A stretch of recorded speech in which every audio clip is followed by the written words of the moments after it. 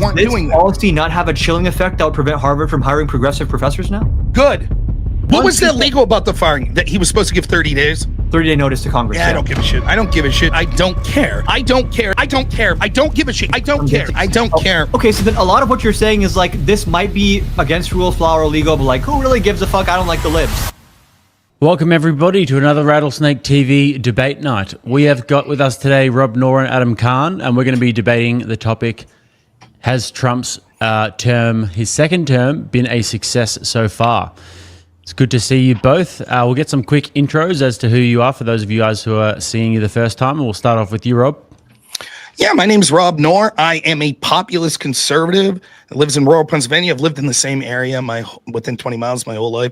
Did policy debate in college, ran for Congress here in Pennsylvania, and stream is a hobby. My full-time job is doing home health care with adults with disabilities.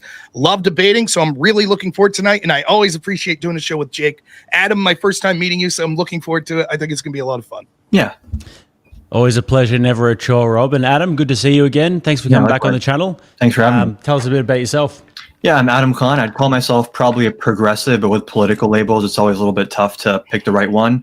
I do political commentary mainly on TikTok, starting to move a little bit more to YouTube, and I've been in a few Jubilee videos and a couple more coming out in a few months.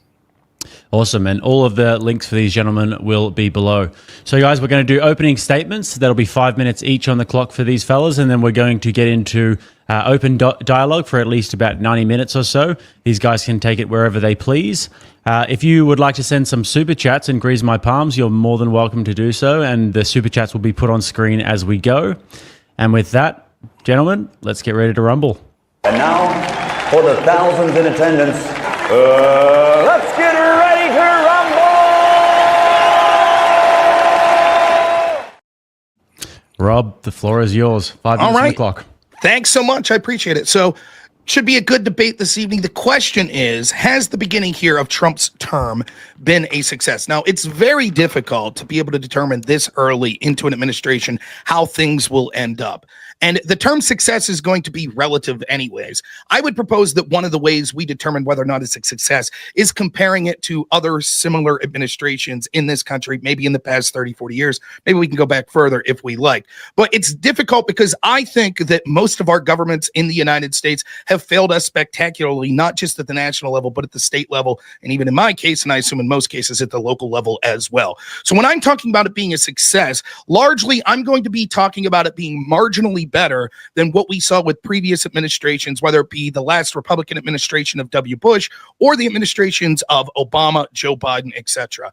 I think that to be completely honest, the one area that I want to see more that's most important to me that I will need to see before I say for me and what I want this is a success is I want to see corruption outed in our institutions. It is my belief that globalists are running our country, that the real power is bureaucracies behind the scenes, that they stay in perpetuity, individual politicians leave, they're unaccountable, and that's where the real power lies. They use lawfare to go after people they don't like. Chuck Schumer told us that you can't criticize groups like the FBI, even if you're the president of the United States, because they will be corrupting going after you, and therefore, until that is usurped, the people, whether they be progressive, populist, Christian, whatever you want, whatever label, they will not have a voice, and instead we will be ruled by the whims of unelected bureaucrats that continually enrich themselves, the wealthy class, and it put into sort of our society what I think are terrible policies that are secularist, that lead to our culture going in a bad way.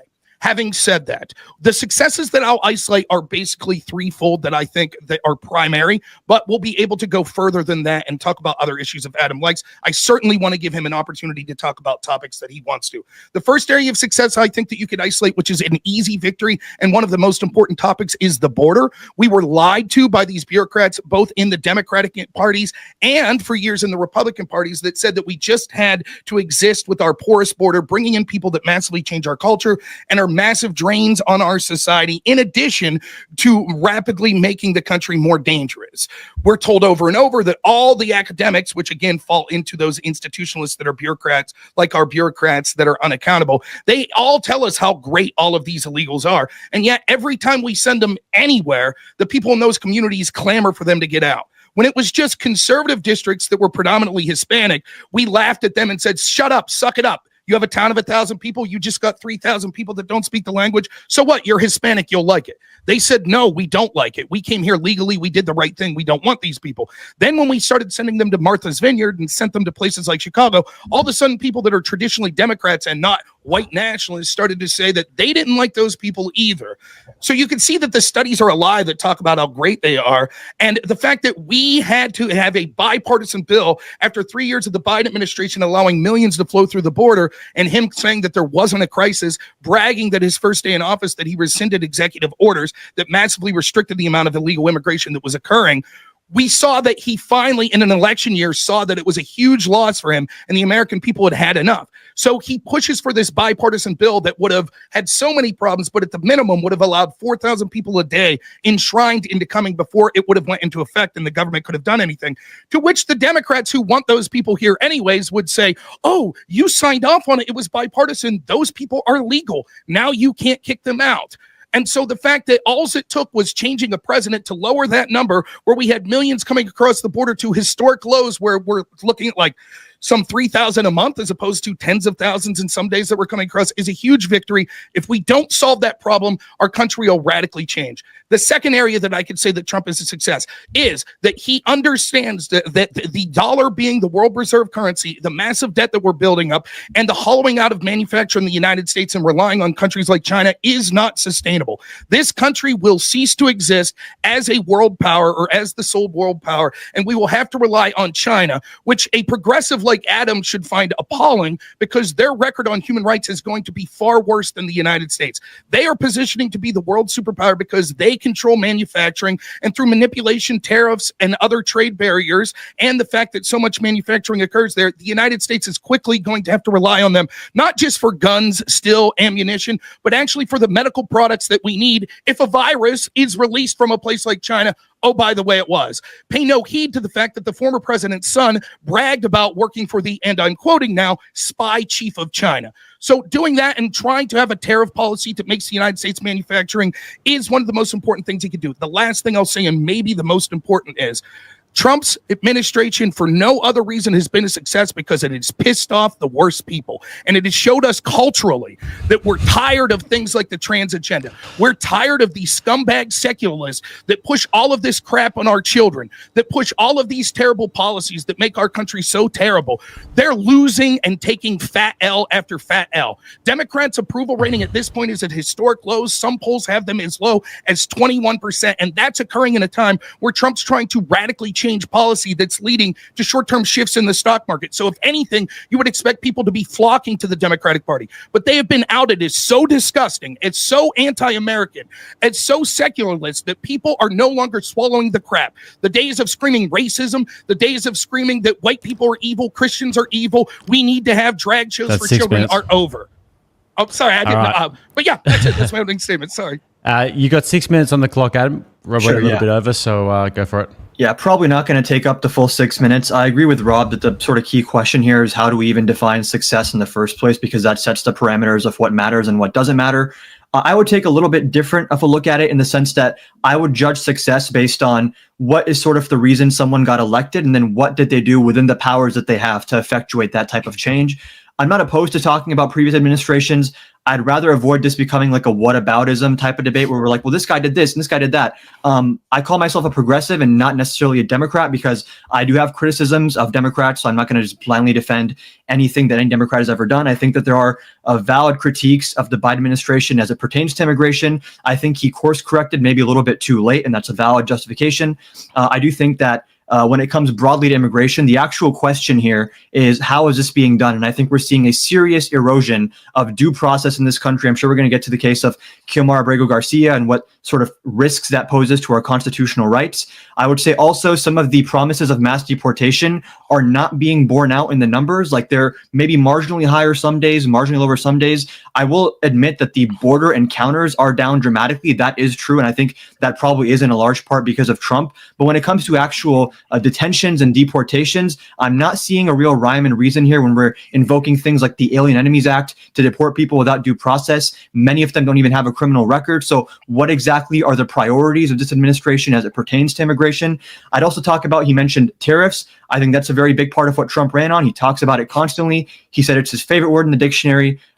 These tariffs have been nothing short of disastrous. There's not even a coherent message on why we have them. Half of MAGA seems to think they're a means to an end. They're a negotiating tactic. The other half seems to think, no, this is the end goal. Tariffs are great for raising revenue and onshoring jobs. I take issue with that as well. As someone who has a degree in economics, I can promise you, tariffs are one of the worst ways to reindustrialize. They're one of the worst ways to have economic leverage in many cases. They can antagonize other countries. They can push other countries into the arms of China. They can scare away investors. A lot of companies right now are terrified to do any kind of capital expenditure because they don't know if tomorrow we're going to have a 40% tariff, a 0% tariff, or a pause. That paralyzes business investment, job creation. And in many cases, they're thinking, why am I going to bring a factory to the US when maybe 5 years down the line, we have a new president who gets rid of the tariffs? And then I just spent all this money onshoring jobs that are going to end up costing more and cutting into my profit margins.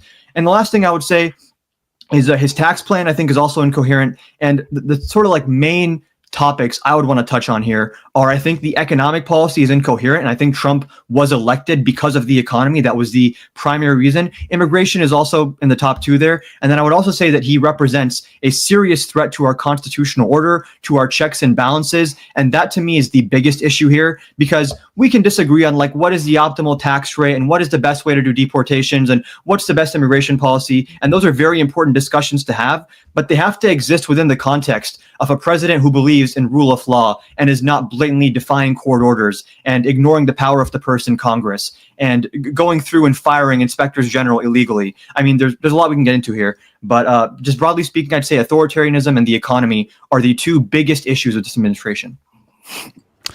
All right, fellas. Well, we'll make sure we get into all those topics. And with that, let's kick it into open dialogue. Adam, I'll give you the chance. You could pick the first area that you want to go in. I know we've talked about like immigration, the border, economy, authoritarianism. Well, since this is the hot topic in the news, let's talk about Kilmar Abrego Garcia and the invocation of the Alien Enemies Act. I think that, number one, invoking the Alien Enemies Act to deport those people made no sense when it says a foreign nation or a government either declares war or invades. Tren de Aragua, I don't think can be classified as a foreign nation or government. I think there were two intelligence agencies that had said there was insufficient evidence to classify them as such. The FBI did disagree with that, so there's maybe some valid disagreement in that classification. The fact that they were given no due process, the fact that they defied James Boasberg's orders, if they can't turn the planes around, there's not enough fuel, park the plane, refuel, come back. He wasn't saying you can't do this. He was saying put a 14-day pause on this, make sure these people have due process. Now he's considering holding them in contempt of court. And the Supreme Court also had said that Trump has to facilitate the return of Garcia and also provide updates as to what steps he's taken. Trump has made clear he does not want to do that. Bukele has said he can't do that, which makes absolutely no sense. And I'm curious to see if Rob thinks that this is all justified or not.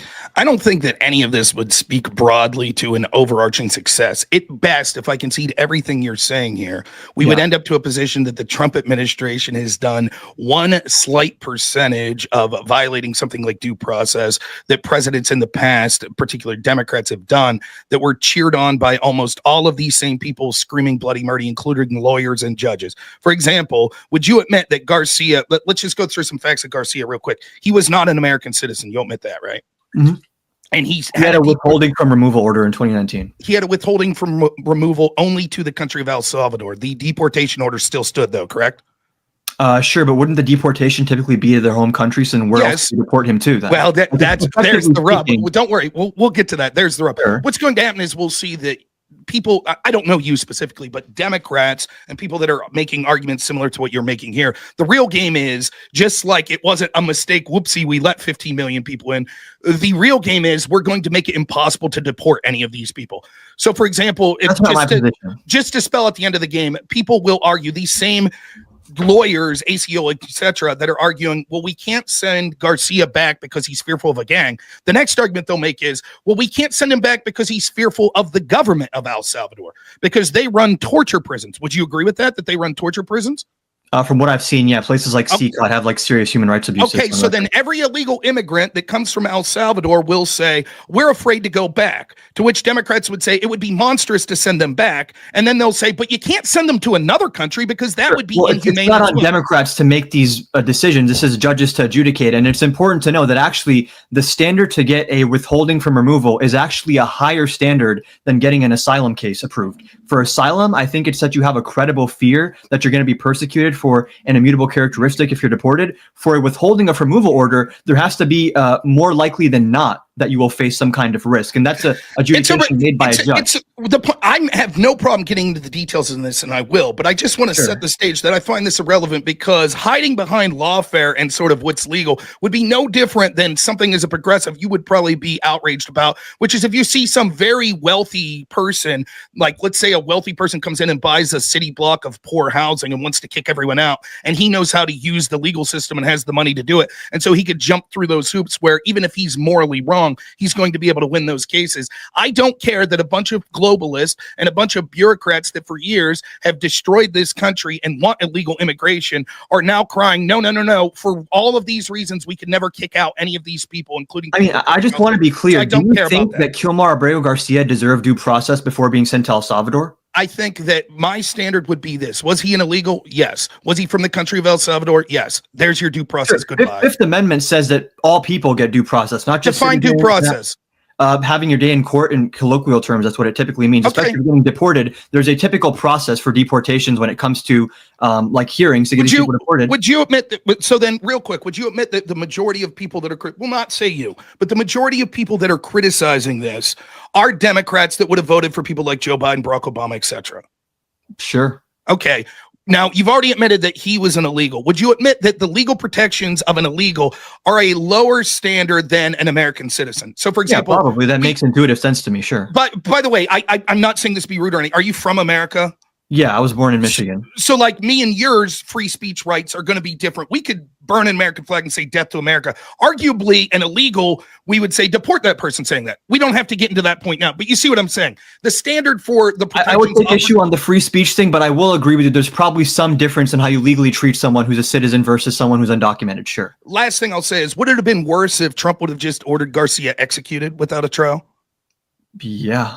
Well, Barack Obama ordered the execution of an American citizen named I oppose that. I think that was really bad. Okay, but all the Democrats, which you already admitted, that are now screaming bloody murder, including judges like Boasberg, they didn't say shit then. Most progressives are very critical of foreign policy from both parties as it pertains especially to drone strikes. So let me finish, just in case the audience doesn't know. Barack Obama ordered the execution of an American citizen, claiming that he was from a terrorist group, and then carried out that execution. And all of these Democrats that are saying, oh my God, Trump is going to be so destructive. It's so bad for our country. He's such a unique threat because he's anti-constitutionalist. My question is, how can you say this is worse off for the country if Trump is just continuing the status quo that we saw from the Democrat hero? Do you agree with the distinction that when it comes to the killing of Anwar al-Awlaki, I think that was his name, that there was no court order telling Obama, you can't do this? I think he consulted White House lawyers. I will still agree with you that I think that was wrong, and there should have been more legal pressure on him in terms of violating due process, because I don't think foreign policy is a blanket protection to violate anyone's rights as long as they're not on U.S. soil, which is the argument that Trump is now making. But again, the issue with what Trump did isn't just that he, violated due process, is that he did it in defiance of James Goldberg's that's order. Not true. The due process, the level of this is worse in every way. The level's worse because it was an American citizen with al-Awlaki. It's worse because it ordered his death, which means that there's no possible repercussions. And it's worse because all of the people that are screaming about civil rights and due process right now didn't do anything.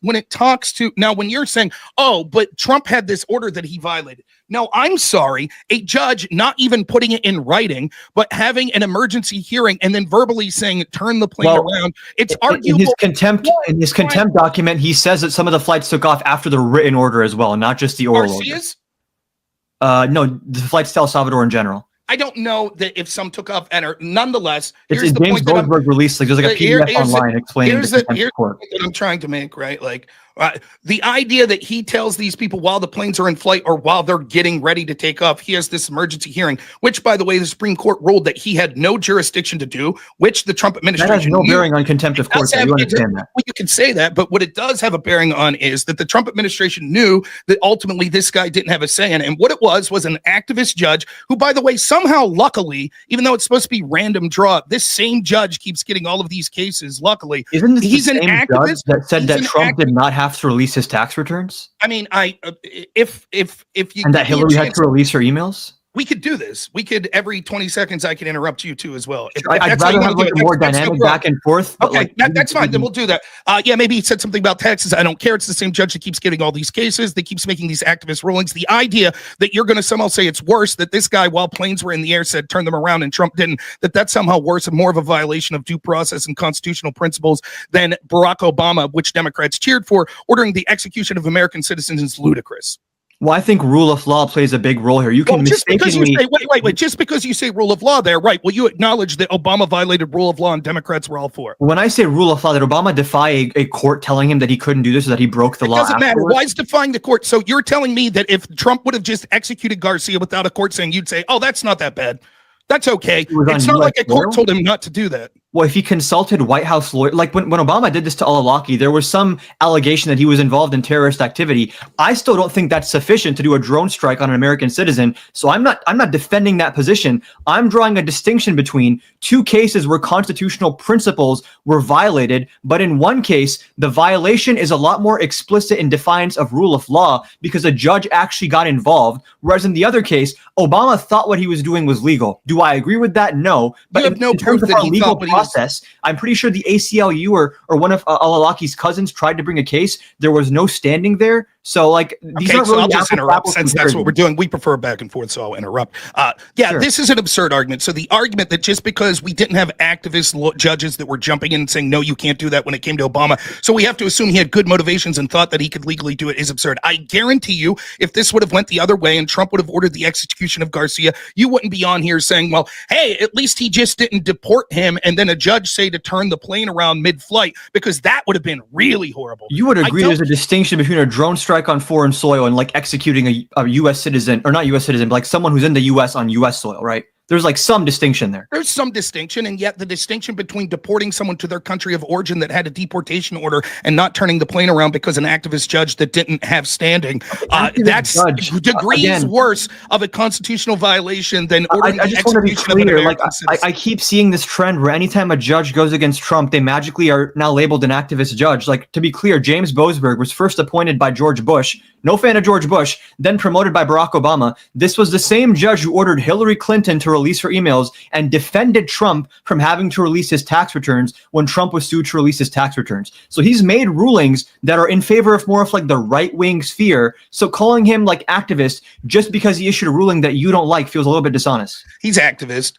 You could disagree with my opinion on it, but my opinion on whether or not he's activist does nothing to unsubstantiate the argument. It's meant to take away credibility from his ruling, though. It's meant to take away credibility in my eyes, right? But you could say, no, I think he's the best judge in the world. Clearly, the Supreme Court disagrees. Because I think he's fine. But everywhere in between, he's an activist person who's using his station as political, as we see many of these judges do, or he's a really great judge, or anywhere in between that. Sure. Point is, he didn't have standing, and by any objective measure, what Obama did to al-Awlaki was far worse. And so if we're going to say that one of the reasons that Trump is bad, and that we have to say that his administration is bad because he's a threat to a constitutional order, what he did is a less violation of the Constitution than what Barack Obama did. And almost every single person that's screaming about Trump's constitutional violations were completely fine. I want to test this logic. So let's say we have two situations, one in which a president violates the Constitution, but they believe they're acting legally and there's no legal process condemning them for that or trying to punish them for that. Another case where a president defies the judicial branch and does a similar violation of constitutional principles. Is there no difference there to you? And again, we have checks and balances for a reason. And again, like you're saying that the Supreme Court ruled that James Boasberg didn't have jurisdiction here. That is true, but that's not how these things work. When a judge issues an order, whether or not the order is later found to be improper, there's still rule of law. You still have to obey that order, and Trump did not do that.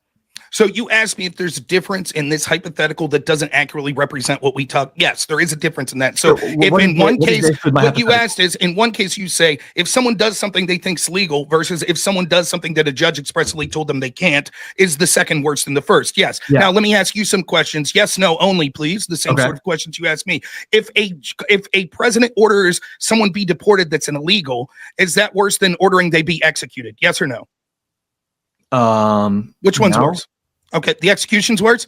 Yeah. Next, if a president orders some sort of harsh punishment without due process to an American citizen, is that worse than ordering that sort of harsh punishment to an illegal?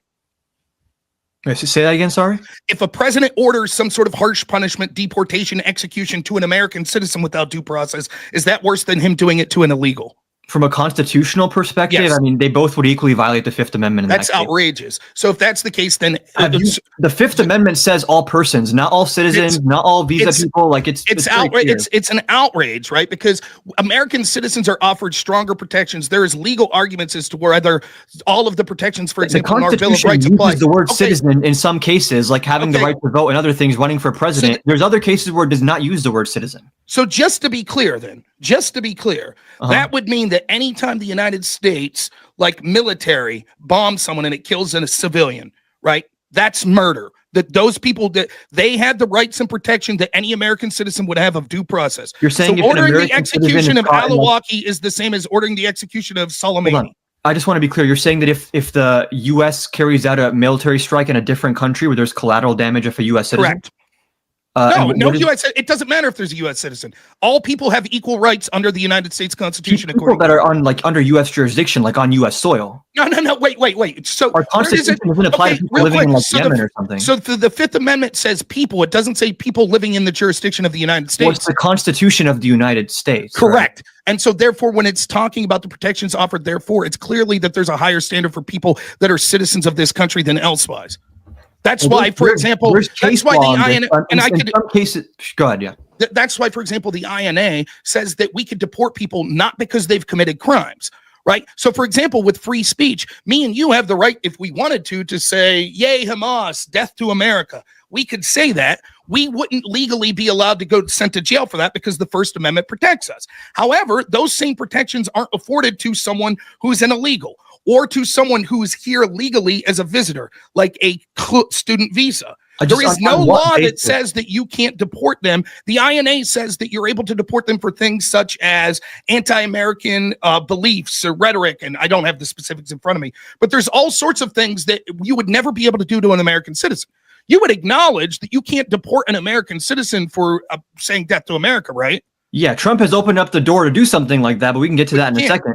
But again, like you would agree that the Constitution in some cases specifically uses the word citizen when referring to things. In other cases, it uses the word people. And I believe in the First Amendment, it just says that the government cannot abridge or prevent the exercise of certain rights. There's not even really a subject specified in that. And again, you're saying, like, what about someone in another country? I think obviously the Constitution applies to people that are under U.S. jurisdiction because it has to do with how U.S. government conducts itself in regards to those people. But even still, like the way that our legal system plays out, you can see that this isn't how it's applied in every day. For example, are you aware of like FISA court? Yeah, this is for like wiretapping and stuff. Okay, so for example, right, one of the reasons that the sort of corruption against Trump was so bad was they got FISA warrants against Trump's team, Carter Page, a U.S. citizen, right? One of the arguments that people made was you don't need to get FISA warrants for people that are foreign nationals. Now, if someone say that we want to spy on, Leslie Smith, who is a Russian national, and she's in the United States legally doing business, she has a green card, etc., but she's a citizen of Russia. You would say that the United States government would not be allowed to spy on her because while she's on U.S. soil, even though she's a Russian national, we're not allowed to spy on her because I do have a lot of issues with the surveillance state. So, I mean, this is an issue where, like, I'd say the government has done like a lot of overreach, especially after 9/11 in terms of surveillance. I would agree. I would agree with that. But if it was as simple as you said is, hey, the language clearly doesn't say citizens, it says people, then that would be as I was saying earlier, you kind of cut me off earlier. There's obviously case law here where in some specific cases, like, for example, I believe if you cross the border illegally and they catch you within 100 miles, you can be deported without a day in court. So there's case law here in terms of situations, because no right is absolute. I agree with you on that. The court always is going to draw some distinction, some line where it's like, okay, at this point, we have to make distinctions. We have to have different treatment for different statuses. But again, like, this is getting so far away from the initial point of Kilmar Abrego Garcia and Fifth Amendment rights, where again, the issue that I have here is, and tell me where you disagree with this hypothetical, what would prevent someone like Trump from snatching up me, a U.S. citizen, and just quickly getting me to CCOT before a judge finds out? The judge says, hey, you have to bring him back. He says, sorry, this is now foreign policy. You have no jurisdiction over this. What prevents that from happening? You're an American citizen that's not from El Salvador. Sure, but Trump's argument here is that you cannot compel me in how to conduct foreign affairs, and negotiating the release of this person, whether that's true, the citizen, makes no difference. So we've already established that there's nothing worse. That actually things were worse under previous Democratic administration, and those that are screaming the loudest were perfectly fine with that. Now let's talk about the specifics of ordering the execution of an American citizen with no due process is horribly worse. I think that execution is much more of a gray area, where I would still agree with you it was a violation of due process. So I'm not saying I disagree, but that's a lot more complicated, and there's a lot more case law that goes into that, because again, the intersection of foreign policy and jurisprudence is a complicated area. What I'm bringing up to you is that Trump is using this same type of argument that we both agree was you agree that Anwar al-Awlaki should not have been killed, right? Correct. Well, yes. I think that they should have attempted to have sort of a hearing ad like abstentia. So someone like they should have had some sort of hearing. Another thing, a good faith effort should have been made to give him some kind of due process. An area of agreement maybe we have was, I always thought that a lot of the terrorists that we kept right in these facilities, like in Guantanamo Bay, I have no problem with having a harsher standard at foreign nationals that we're accusing of terrorists. Maybe they have a military trial as opposed to a jury of peers. But I think it's absurd to just lock these people away for 10 years and say, like, hey, we're never even going to have a trial at all. So I agree. But this is what I'm saying. Like, what you're putting is a unique threat to Donald Trump. In many ways, it's just continuing the status quo. The only difference is no one cared when it was enemies of the bureaucratic state. They said, whatever, screw their rights. We don't care. But now these people that are most likely an MS-13 member that is one of these illegals that were brought in by all these bureaucracies. It's not that all of a sudden these bureaucracies that were fine with al-Awlaki, that were fine with Guantanamo Bay, that they've grown a heart and now they care about due process. It's because that they know how to use the system. Do you think that knowing that you're violating the law makes a difference in your culpability in violating it? No, I don't in this unique situation, because I think that in knowing the law, they would have disagreed with that judgment and thought it was clear that there was no jurisdiction and they already had planes in the air and weren't obligated to turn them around. The point that I'm making is, my assumption is, and tell me if you disagree, that if a court had intervened and somehow told Obama, you can't do this drone strike, I don't think Obama would have done it. And I think that when there's willful defiance of the law, we're talking about an entire different order of magnitude in terms of the threat that represents to our constitutional republic. I would say that actually the opposite is true. The fact that Obama did this and no judge spoke up shows how far afoul we've ran of constitutional principles. A judge can't just speak up in a vacuum. Someone would have to bring a case with standing, right? People tried. The ACLU and others did, and they said there was no standing. So in other words, to execute an American citizen without any due process whatsoever, well, he's dead, so there's no one left. Well, his son's alive. Oh, they killed him like 2 weeks later.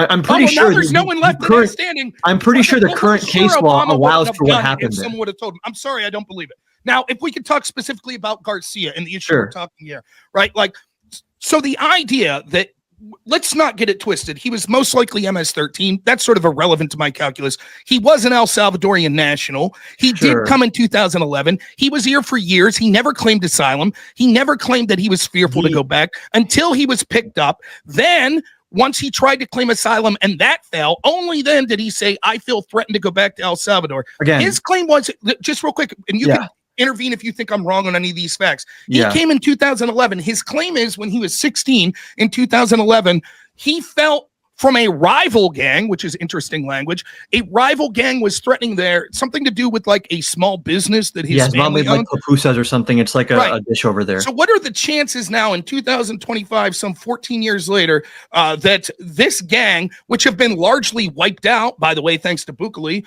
because once more, everyone wants to call them authoritarian, but no one gave a shit about El Salvador when they were a murder capital, right? But now you care, now that the people are safe, now people care and want to intervene. How dare you make your country? What are the chances that that same small gang is operating, that he has to remain fearful of them? Okay, so I just want to go through because there's some things that are just not factually accurate. When you say he was most likely an MS-13, the judge that granted him the withholding from removal called into question this allegation from, I think, one informant, because the informant said he was a member of a gang in New York where he has never lived on record. So unless MS-13 does like Zoom calls for drive-by shootings, they have remote work now, that doesn't make much sense to me. If I may jump in, that's because, and you, this is new information. I'm willing. Look, I think we could both agree this is a story that's ongoing. So facts change, right? Sure. I'm reading, and you can tell me if you disagree. I saw Will Chamberlain was posting this today, that the reason that the judge said that was the lawyer made that claim, which went uncontested, that the particular gang of MS-13 that he was in operated only in New York. But actually, evidence says that's not true. And that was one of the 5 biggest MS-13 gangs in the DC area where he lived. My understanding is the allegation was that he was part of the New York chapter of the MS-13 gang. Again, I don't have the court document on hand right now, so I guess people that are watching can go look that up. But the point that I want to make is, again, you say he didn't get asylum, but again, getting a withholding from removal order is actually a much higher standard than getting asylum. And a judge has to adjudicate that you don't represent some kind of threat. He was checking in with ICE every single year. He had work permits. So like, this is someone who is following the rules. I agree it's weird that he from 2011 to 2019 did not seek these statuses. I agree with that. But again, when a judge makes that determination, the standard of evidence is actually much higher than for asylum. I think that the threat that is posed by this rationale that would basically say that some 15 million people that we should deport, that every one of them needs to be given a trial if they utter the words, "I don't feel safe in my country." Most of them will lose their case. They may lose, but how long would it be due process to give them to prepare for their case? It's going to take longer now that Trump is like firing immigration judges en masse. Okay, right? let's say that he hadn't. Then how long would it have taken? We'd still need to hire a lot more because we have like a backlog of 3 million cases, I think. So it'd be years and years and years if we had 15 million more cases that were added on top of that. Well, it depends. Some people, you have to first have an even credible fear to go to a case in the first place. I think that was something that was in the bipartisan border bill that would have actually raised the standard to even get a hearing in the first place and would give immigration officers more authority to turn you back without necessarily having due process. But like, I agree that like there's a big issue with people waiting years and years to see a judge. And then in the meantime, there's overcrowding in cities like New York. That's a valid concern.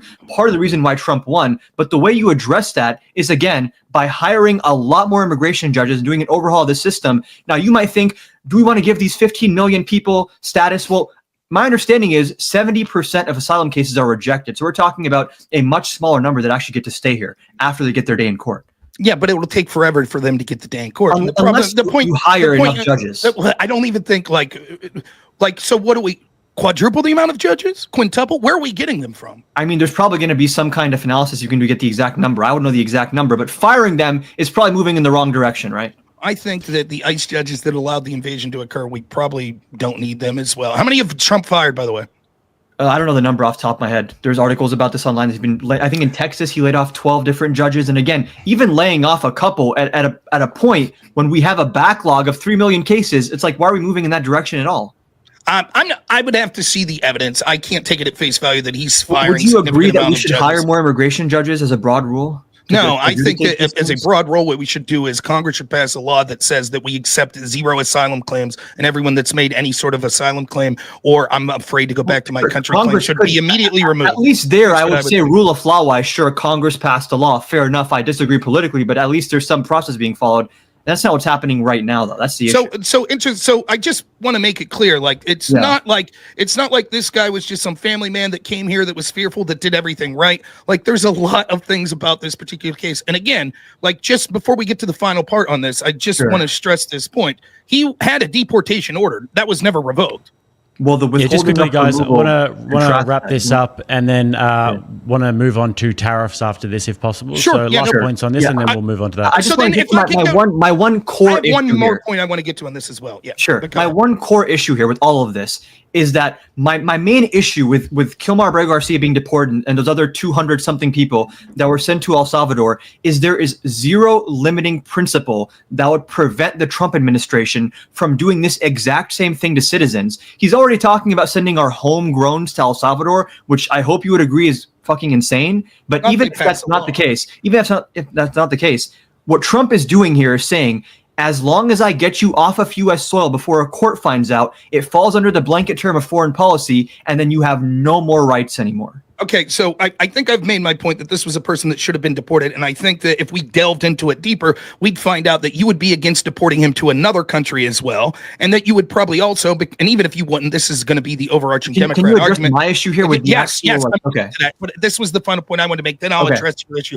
right? And then I think you'd also see that they'll make this claim about El Salvador, Venezuela, and a lot of other countries where we have these alleged gang members coming from, that actually those countries aren't safe anyways. So all of these people have a credible fear. And so they're going to hold this out. And so the worst people that we want to deport are going to be held here the actual longest, because we'll say, oh, you can't send them back to their country. Because I think we should probably raise the standard for asylum, but that's a separate conversation. Okay. Now, to your point specifically, it's interesting because you talk about separation of power, rule of law, and things like that. Actually, the criticism you have where sort of, well, Trump, this judge said that Trump must facilitate their return, and he's claiming that that's foreign policy. Yeah, that's actually absolutely true.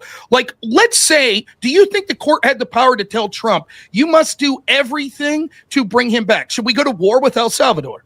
No, I think there's reasonable limitations, because I'm not disputing that there's some foreign policy overlap here. But again, Trump is paying Bukele to hold these people. He could just make a phone call. He could just make a phone call and say, hey, can you let this guy out? And he'd let him out. I don't know that that's true. He's a citizen of El Salvador. Trump is paying them to hold these people, though. Show me the check he sent to hold Garcia. I don't have the check with me, but a Democrat senator just went to El Salvador and spoke to the vice president, and the vice president of Bukele said the reason we're holding these people is because the Trump administration is paying us to do so. Hearsay from someone that has a political axe to grind anyways. It may or may not be true. I mean, I don't care. It is a citizen. It is a citizen of El Salvador. Sure, once take for granted for a second, and maybe you can fact check me later. Just take for granted that Trump is paying them to hold these people. He's paying them to hold members of the gang Trey de Aragua. I don't know that he paid. You tell me, isn't this what happened? This person was never accused of being in that gang. They were sending these people from the Alien Enemies Act, from the Trans de Aragua gang, to El Salvador. They were paying for those. They had an extra seat. They saw, oh, this is an illegal from El Salvador that's alleged to be an MS-13 member. We'll send him. I'm not sure. An administrative error, right? Yes, I'm not sure that this person was deported under the Alien Enemy Act. Was he? My understanding is that he was, because he was on those same flights that were sent to El Salvador that James Boasberg ruled on. That's my understanding. Okay, I don't know that that's true, but if that's the case, that sort of changes the calculus of our conversation, because at that point, if you could make the argument, and I know you disagree with the overarching theme of this, but if you make the argument that MS-13 is sort of a hostile foreign gang that was sent by a foreign country, then any sort of revocation of deportation order would be revoked. For example, if you have, I forget what the exact term is, I think you used it. The order he had that said you can't be deported back to El Salvador, withholding of removal, yeah. Withholding of removal, that's automatically revoked if it's ruled that you're a terrorist or in some sort of criminal gang. The order is granted based on a risk assessment as well. But it doesn't matter if we say that Trump legally applied the Alien Enemy Act and he's allowed to declare who is that. That's a separate issue. Sure, but also a judge has to decide whether he's legally even invoking that act or not, right? Well, okay, but then who's Boasberg to argue to turn the plane around before that's been adjudicated? He's just saying pause it for 14 days so we can adjudicate it, because in some cases there's irreparable harm here. Sometimes when you're trying to pause an action from the government, when a court does that, it's because if you don't pause it, there's going to be irreparable harm. As we're now seeing, they're saying, well, too late. He's in CCOT now. Can't get him back. I think that I've made my case clear. I'm willing to move on. I think that this person. I'm sorry, just real quick. What would prevent this from happening to a U.S. citizen? Because you're a U.S. citizen, so you can't be deported to this country. It'd be easy for you to prove before a judge finds out, and then they say, well, it's foreign policy now. He's out of the country. What prevents that? Because you would be able to prove that you're an American citizen. Question for you. I answer. But a court would have what's to prevent the president from ordering your execution as an American citizen? The courts? Did it work for Alawaki? No, because again, this is the overlap of foreign policy. You're making my point. No, I'm not. The point I'm trying to make is your criticism was already the status quo. You're saying if we allow a president without due process override constitutional rights, it's very dangerous. Your argument you're making is if we allow a president to take a harsh penalty on someone that would get them off the soil of the United States so they couldn't defend themselves without due process, what's to stop them from doing that to you? Well, if we allowed a president to execute an American citizen without due process, what's to stop them from doing that to you? Because, again, this goes back to the distinction between a drone strike and a deportation without due process. A drone strike's worse. All right, fellas, never a good time to move on. But Rob, the people have spoken. They want to hear you pronounce the gang, the TDA gang again. It reminds me of that scene from Office Space, right? Where the Samir, he's like, Samir, Mir, not going to work here anymore. Like I said, I don't give a shit how to pronounce these violent gangsters. Get them out of our country. If you are somehow allowed to stay, learn to speak the language and start giving your same names like Bob and Jim and Jake. Shit like that. We're tired of all these garbage names. Just call them heathen terrorists that they are. Is Bob like a top tier name for you?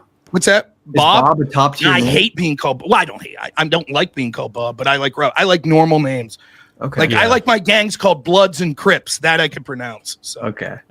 I'm thinking about doing a public shaming ritual with Andrew Wilson at some stage, maybe next time we have a show, where I get him to pronounce a lot of different Latin people's names, because he's so bad at pronouncing Latin names, but it is always interesting. So we do want to move on to tariffs, fellas. At some point, maybe as well, I don't know how you guys feel about this, but I wouldn't mind covering also the whole like anti-Semitism bills and laws that are being sort of pushed through as well, see what you guys think about that. But so if we could move on to tariffs now, maybe Rob, you could open it up with this one. Yeah, so I'll be honest, I think some of the way the tariffs are being suggested go too far, right? But there could be a rhyme or reason to that. The first thing to say about this tariff argument is no matter what me or Adam say here or how articulate we become, neither of us know the outcome. One of the things that happens when you're talking early into an administration is oftentimes people want to make broad proclamations or guesses on what will happen when it comes to economics, and then it's very difficult to know if that's going to come to fruition. For example, there were people saying that Biden's infrastructure bill in 2021 or 2022 was going to be amazing. It was going to do all this good, rural broadband, blah, blah, blah. All of this sounded good. Well, we know how that went. No one was connected to the rural broadband despite $47 billion spent to it, etc. So it's difficult to make declarative statements about whether or not this will end up. So one of us might look like a fool. If I say the tariffs are great and Adam says they're terrible, 3 years from now, we could go back and look at this and see who was more right. I think that in a principle, I would prefer more of a free trade world with some sort of protectionist barriers for each country, like limited though. Don't want anything super crazy. However, I think that the reason that I applaud Trump's and his efforts, even if they're not successful, is the status quo is not sustainable. We rely on China for so much now of our general manufacturing and general way of life, such as steel, such as ammunition, if we ever go to war with China, such as production of simple pharmaceuticals like antibiotics. We rely on China for all of this. The wealth disparity in the United States has been ballooning. The manufacturing in this country from people that I have the most affinity for, blue collar workers in rural America, has been screwed. They were given a false bill of hope that, trust us, if we hollow out manufacturing, you guys are going to get awesome jobs in other areas. And instead what we get is inflation and importation of illegals and others that do jobs. If you look at all the job reports under Biden, you can see that almost all of these jobs were going to foreign-born people. And the people that live in this country are getting worse and worse off as they're being shamed as they're somehow part of the problem. So at least Trump's trying to have a strategy that will, one, either result in countries coming back because they'll be fearful that tariffs mean that they can't have access to the U.S. market unless they build here, or second, and what I think is actually going on, is that he's trying to get better negotiated deals, particularly with our allies, but other countries, to have better deals so that their tariff rates are lowered and their other trade blocks are lowered, and to helpfully encircle China to encourage them to be more in a relationship with the United States going forward than with China.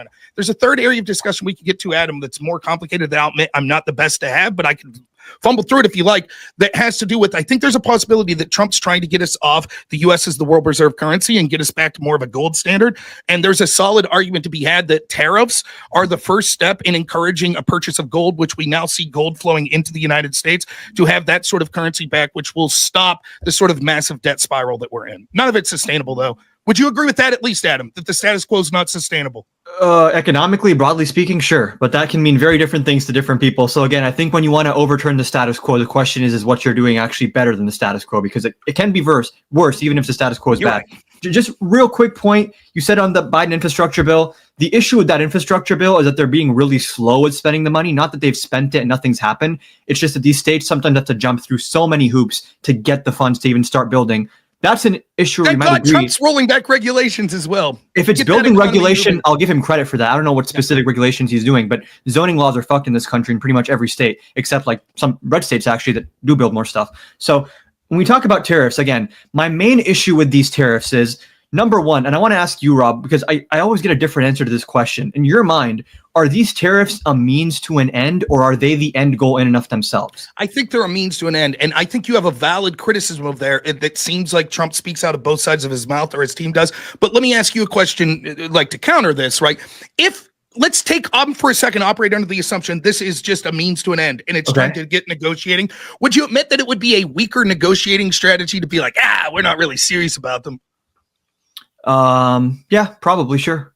So I think that if it is a negotiating tactic, this is exactly how Trump would want it to play out. He wants people like Navarro out there saying, no, the end goal is tariffs. The end goal is to have zero trade deficit. And then he wants Scott Bessent out there saying that the tariff threats come off as very credible now when people have seen like, oh shit, if bond yields start to go up, Trump's going to freak out and just pause them. So like, if anything, like when he faces sufficient pressure, now there's a pause on the tariffs. And the funniest thing about that was, what's her name? Carolyn Levitt was saying, I clearly didn't read the art of the deal. This was always part of the plan. And then Trump does a thing 10 minutes later saying like, yeah, I did this because people were getting scared and I wanted to calm their fears a little bit. So it's funny how there's like so much chaos and even the messaging on these tariffs. You bring up China. I think it's valid to say China is probably geopolitically our biggest adversary. There does need to be trade policy that takes that into account.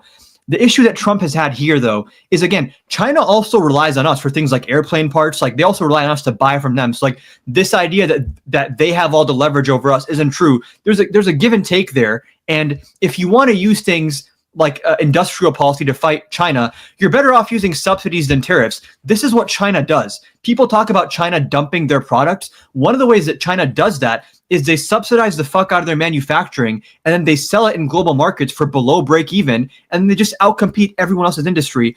And what tariffs are meant to do against China is say, okay, we have a more expensive US alternative and a cheaper import. Let's make the cheaper import just as expensive as the more costly US alternative. My response is, why not just make the US alternative cheaper than the import? You lower prices, revitalize manufacturing, and then also American products become more competitive on the world stage as well. When you talk about using tariffs as a negotiating tool, my issue here is negotiating to do what? Because some of these tariffs were applied on Australia and the United Kingdom. We have a trade surplus with these countries. So if the goal is like, we're doing these tariffs, so you guys buy more from us, then why did he impose them on countries that are ostensibly doing what he wants them to be doing? And again, like the formula he used to calculate the reciprocal tariffs was like, I've studied economics. It's not a real formula. He divided like our trade deficit by the volume of imports or something, which is like, that's not how you calculate tariffs or anything else. And then he cut that in half and said, we're being kind. A lot of these countries, the supposed rate they're charging us on that little infographic from the White House is completely fabricated. And then again, it's like, if you want to use tariffs against China, there's a place for that. I think we already have. Biden raised tariffs on their electric vehicles. That's why they don't sell any electric cars in the US. And Trump now has pretty much just cut off our entire China supply chain by raising it again to like 245%, which means effectively you can't even import anything from China at this point. You're better off going to Vietnam or India or something else. So three areas to get to. One, you've conceded that the status quo is not sustainable. I will concede that doesn't mean that any change is good. Yeah. One thing that there's a misnomer, like sometimes people think that this is the worst things could ever get. That's not true. World history will tell you things could get much worse. Sure, we're not in a recession or depression, yeah. Well, arguably we've been in a recession for a while under Biden, and they were manipulating the data. Nonetheless, that's not even what I'm talking about. There are things far worse than a recession, which I'm sure you would agree. But I think that if we realize that the status quo is not sustainable, and we're asking ourselves whether or not Trump's administration is a success, at least he is doing something that has a chance to improve us from the status quo. There is zero chance that a Kamala Harris presidency would have done that. It would have been a continuation of the puppets that were running the human vegetable Joe Biden, now running the Kamala Harris, who's never taken the CHIPS Act. I'm curious. Do you support the CHIPS Act or no? I don't think it did as much as people said. In theory, I'm not a big fan. I mean, just in theory, do you support investing in domestic manufacturing to incentivize production of factories? Which is in effect a subsidy. Yeah, that's what I mean, subsidizing. Yeah, I think in general, I don't have a problem if you're starting from an uneven playing field, right? Which I think we'll all agree the world is. All countries have subsidies, they have tariffs, they have other trade barriers, etc. So if you're doing that to try to sort of level a playing field, I would have to look specifically on sort of chips regulations from countries around the world. But the problem in general with what you're talking about with subsidies, right, is that it's basically in effect the similar problems I would have with tariffs in general, that I prefer a more free market strategy, except we're not starting from a clean slate. So you're trying to use these things as negotiating tactics. The difference with subsidies is it massively increases government spending, right? Which we're already in a spiraling debt. Well, but we're already seeing a spiraling debt. Tariffs, on the other hand, if they end up going into an effect and it's not just a bargaining tactic and we have to do them because people call our bluff, that's not increasing government debt. That's actually bringing in revenue. Well, that actually depends, because some of these tariffs can cause economic contraction. Some companies can't even absorb these types of costs. And then it's a question of like, okay, do you compensate for the lost corporate tax revenue with the revenue from tariffs, which are notoriously not the best way to bring in revenue? Just like numbers wise, the best way to bring in revenue is like income taxes and payroll taxes. So what we can see is that oftentimes, much like all the pie in the sky, if we just spend more, it'll be better. These subsidies oftentimes are used in ways that are inefficient and end up don't bring you back the return on investment. What about how China does them? But what about, like, arguably without China is able to dump their products into our markets because they subsidize their manufacturing and sell below break even.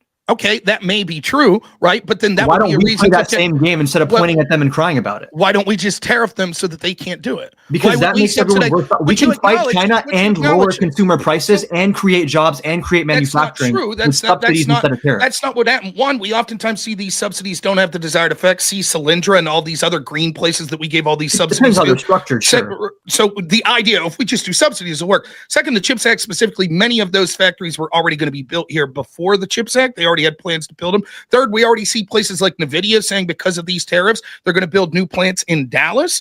So that has nothing to do with the CHIPS Act. So we can already see the tariffs bringing chips manufacturing to the United States. Fourth, a subsidy, unlike a tariff, is in effect an unfair trade practice, if you want to look at it that way, against the entire world, not just against China. Because if we subsidize, for example, automobiles in the United States, and then we sell them to China, now we could compete, or we could compete with the Chinese vehicles being sold here. But we could also sell them to Canada and Mexico and South Africa. How about all? And UK. Right. But the problem is, so then what that would result in is those countries then saying, these are unfair trade practices by the United States. Therefore, we're going to increase our tariffs.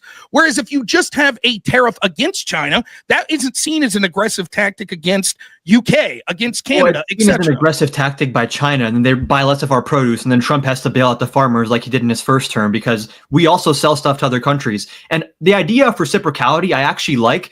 My idea would be, let's do reciprocal subsidies. Whatever sectors China is subsidizing to outcompete us in global markets, let's subsidize the exact same percentage our domestic. Why just China? Would you do it to Europe? Because I think with China, there's a lot more of an adversarial relationship where we probably do need to wean off of having them in our supply chains. With allied countries, I'm a lot less worried about that.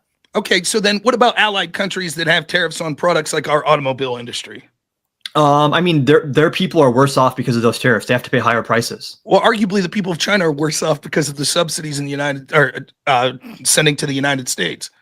There are certainly people at the top. Anytime you have for their cars over there, with both tariffs and subsidies, people that end up benefiting from this are people at the top of the food chain. The average workers, I would love to have strong union-paying jobs. Nonetheless, well, who seems to be the party that the labor now appreciates more?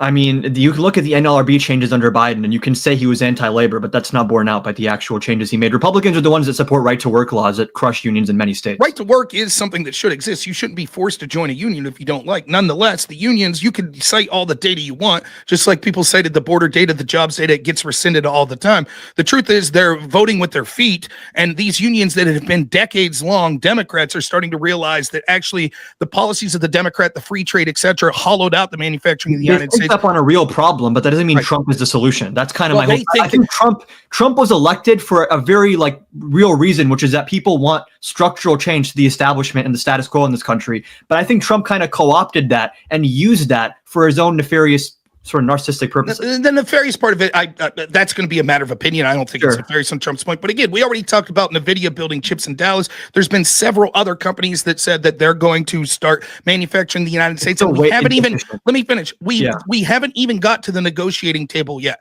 The one area I think that's worth talking about that you talked about, and there's two things. I think your strongest point is a point of predictability, right? Because the upside of unpredictability is the rest of the world might be like, holy shit, this dude's willing to tank his own stock market. He's willing to tank his own investments in his country and the donors that invested in him because he's that pissed off about this terrorist thing. We're going to take him seriously. So when you make the point like, oh, the fact that he yielded to the bond market, no, I think that it still looks better than if he would have never done anything, because they would have just said, yeah, we're going to call his bluff, because we know if he does that, it may cost them the midterms because the stock market would decline. And the fact that Trump was willing to go through with it and see this stock market decline and say, F you. And on top of that, it doesn't look like his popularity diminished all that much. I think then our allies in the West are like, holy shit, like they might be able to do this and hold out for more than 2 years. Now, I agree that the bond market thing, it maybe doesn't look the best from a negotiating tactic of Trump, but it's certainly better than the status quo was. But what I'll say when it comes to sort of like the idea of like this unpredictability, there is an argument that you're right. Businesses want predictability to invest, right? And so the upside of unpredictability means that we could get better negotiated deals. The downside is, if you're Toyota, do you want to move to the United States knowing that Pete Buttigieg could become president in 2028 and just say, you know what, I'm going to completely change the tariff structure, and now it's not as profitable in the United States because you're paying labor more than you would have in China. These are good arguments. But what I would say is the reason that I prefer Trump's strategy is because regardless of good ideas you may have, I don't think your ideas were particularly that great, but if we would, you haven't had a lot of time to flush them out, in fairness, those weren't going to be implemented in the status quo.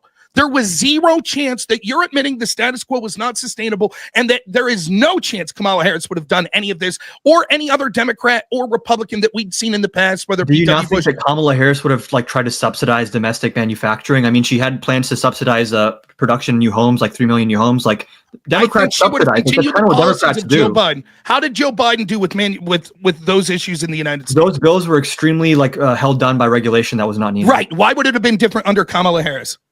Because I think was she going to revoke regulations? I think she had smarter people around her. I think Biden was like a little bit too old school in that sense. Who was different around Kamala Harris than Joe Biden? People like Mark Cuban, like she had more of the business community around her, which I think gave her more of an insight into like the Biden administration was notorious for sort of like fully cutting off the business community, which I think is a good thing, broadly speaking. The government should be working in the favor of the average person, but you need to have some understanding of logistics and capex and you know, factories being built. And you need to understand that, like, if you want to bring chips back to the US, some companies might do that, but without a public sector push to really incentivize factories, union paying jobs in states all over the country, especially in middle America, that does require public sector investment. And am I saying Kamala Harris is going to be perfect? Absolutely not. I have a lot of disagreements with her. But when it comes to which administration is more likely to subsidize manufacturing and production of things in the US, it's for sure Democrats. No, I just think that, like, for any subsidization that they would add, they would have been in favor of regulations and other things that these same companies would have been appalled by. So, for example, states that you see that have done things like eliminate the state income tax, they're thriving with businesses. States like Tennessee, even in places like Pennsylvania, we had Republicans that were running, and we would have seen industry flocking to Pennsylvania if we took back some of that red tape and some of those taxation that they were putting. So the idea, what I'm saying is, I fundamentally disagree with you that Kamala Harris would have been markedly different and had market different people, because I don't think that Joe Biden was running his administration, and I think the very people running his administration were the ones that installed Kamala Harris in one of the most anti-democratic things we've ever seen as the de facto candidate that received 0 primary votes. So her policies would have been ran by the same people that were running Joe Biden. By the way, the same people that were running Barack Obama. Hold the primary by the time Biden dropped out? No, they intentionally, and which is another reason to vote for Donald Trump, which is why it's a success, because we have outed the people. Did you think, I just have you personally, not to make it too personal, but Did you think Biden was cognitive decline? Were you making videos? I was saying Biden should drop out in like 2023. I'd now want to run again. Okay, fair enough. Well, I actually will go a step further. I think there'd be an argument to invoke, I'm forgetting which amendment it is, that the president is not capable of doing his duties. Fair enough. But you will acknowledge that almost the entire Democratic Party, the mainstream media, all of the fundraisers, etc., the sort of corporate interests that go, they all saw what me and you saw because we don't have any special access, and all of them had closer access to Biden. They lied. Yeah, Biden definitely lied. Now let me finish. They lied to the American people up until their hand was forced because they tried to call Trump's bluff and say, we're going to have ridiculous terms for this debate between Biden and Trump. It's going to be far earlier. It's going to be set in a network that we know will be biased. I totally agree with you on this specific point. Okay, but then when you say, well, they didn't have time for a primary, but that was intentional. They set it up. Biden decides when he drops out, right? Like, but what I'm saying is it's anti-democratic in that these people, you have it, like, let's say that Biden was cognitive and then he's in a car wreck. Yeah. Right. Then we would say, of course, they didn't have time for a primary. You'll acknowledge that's not what happened. The people that knew Biden wasn't capable, but lied to the American people for years. And then when, unfortunately for them, they were exposed on the national stage, they said, oh, shit. So that's why there wasn't a primary. The Democrat, I'm not a Democrat, so I don't care. But if you're a Democrat, you did not have a voice. You did not get to pick. And the reason wasn't because some terrible ailment befallen Joe Biden. It's because the people running the Biden administration, the mainstream media, almost everyone in the political class lied to you. Biden's very inner circle, I think, kept him shielded, even from other people in the White House, to the extent that I think most Democrats were just under a false impression of what Biden's ability was. I think it was a very small group of people that actually saw consistently behind the scenes him like falling asleep and struggling to speak to other world leaders. Then how did you know in 2023?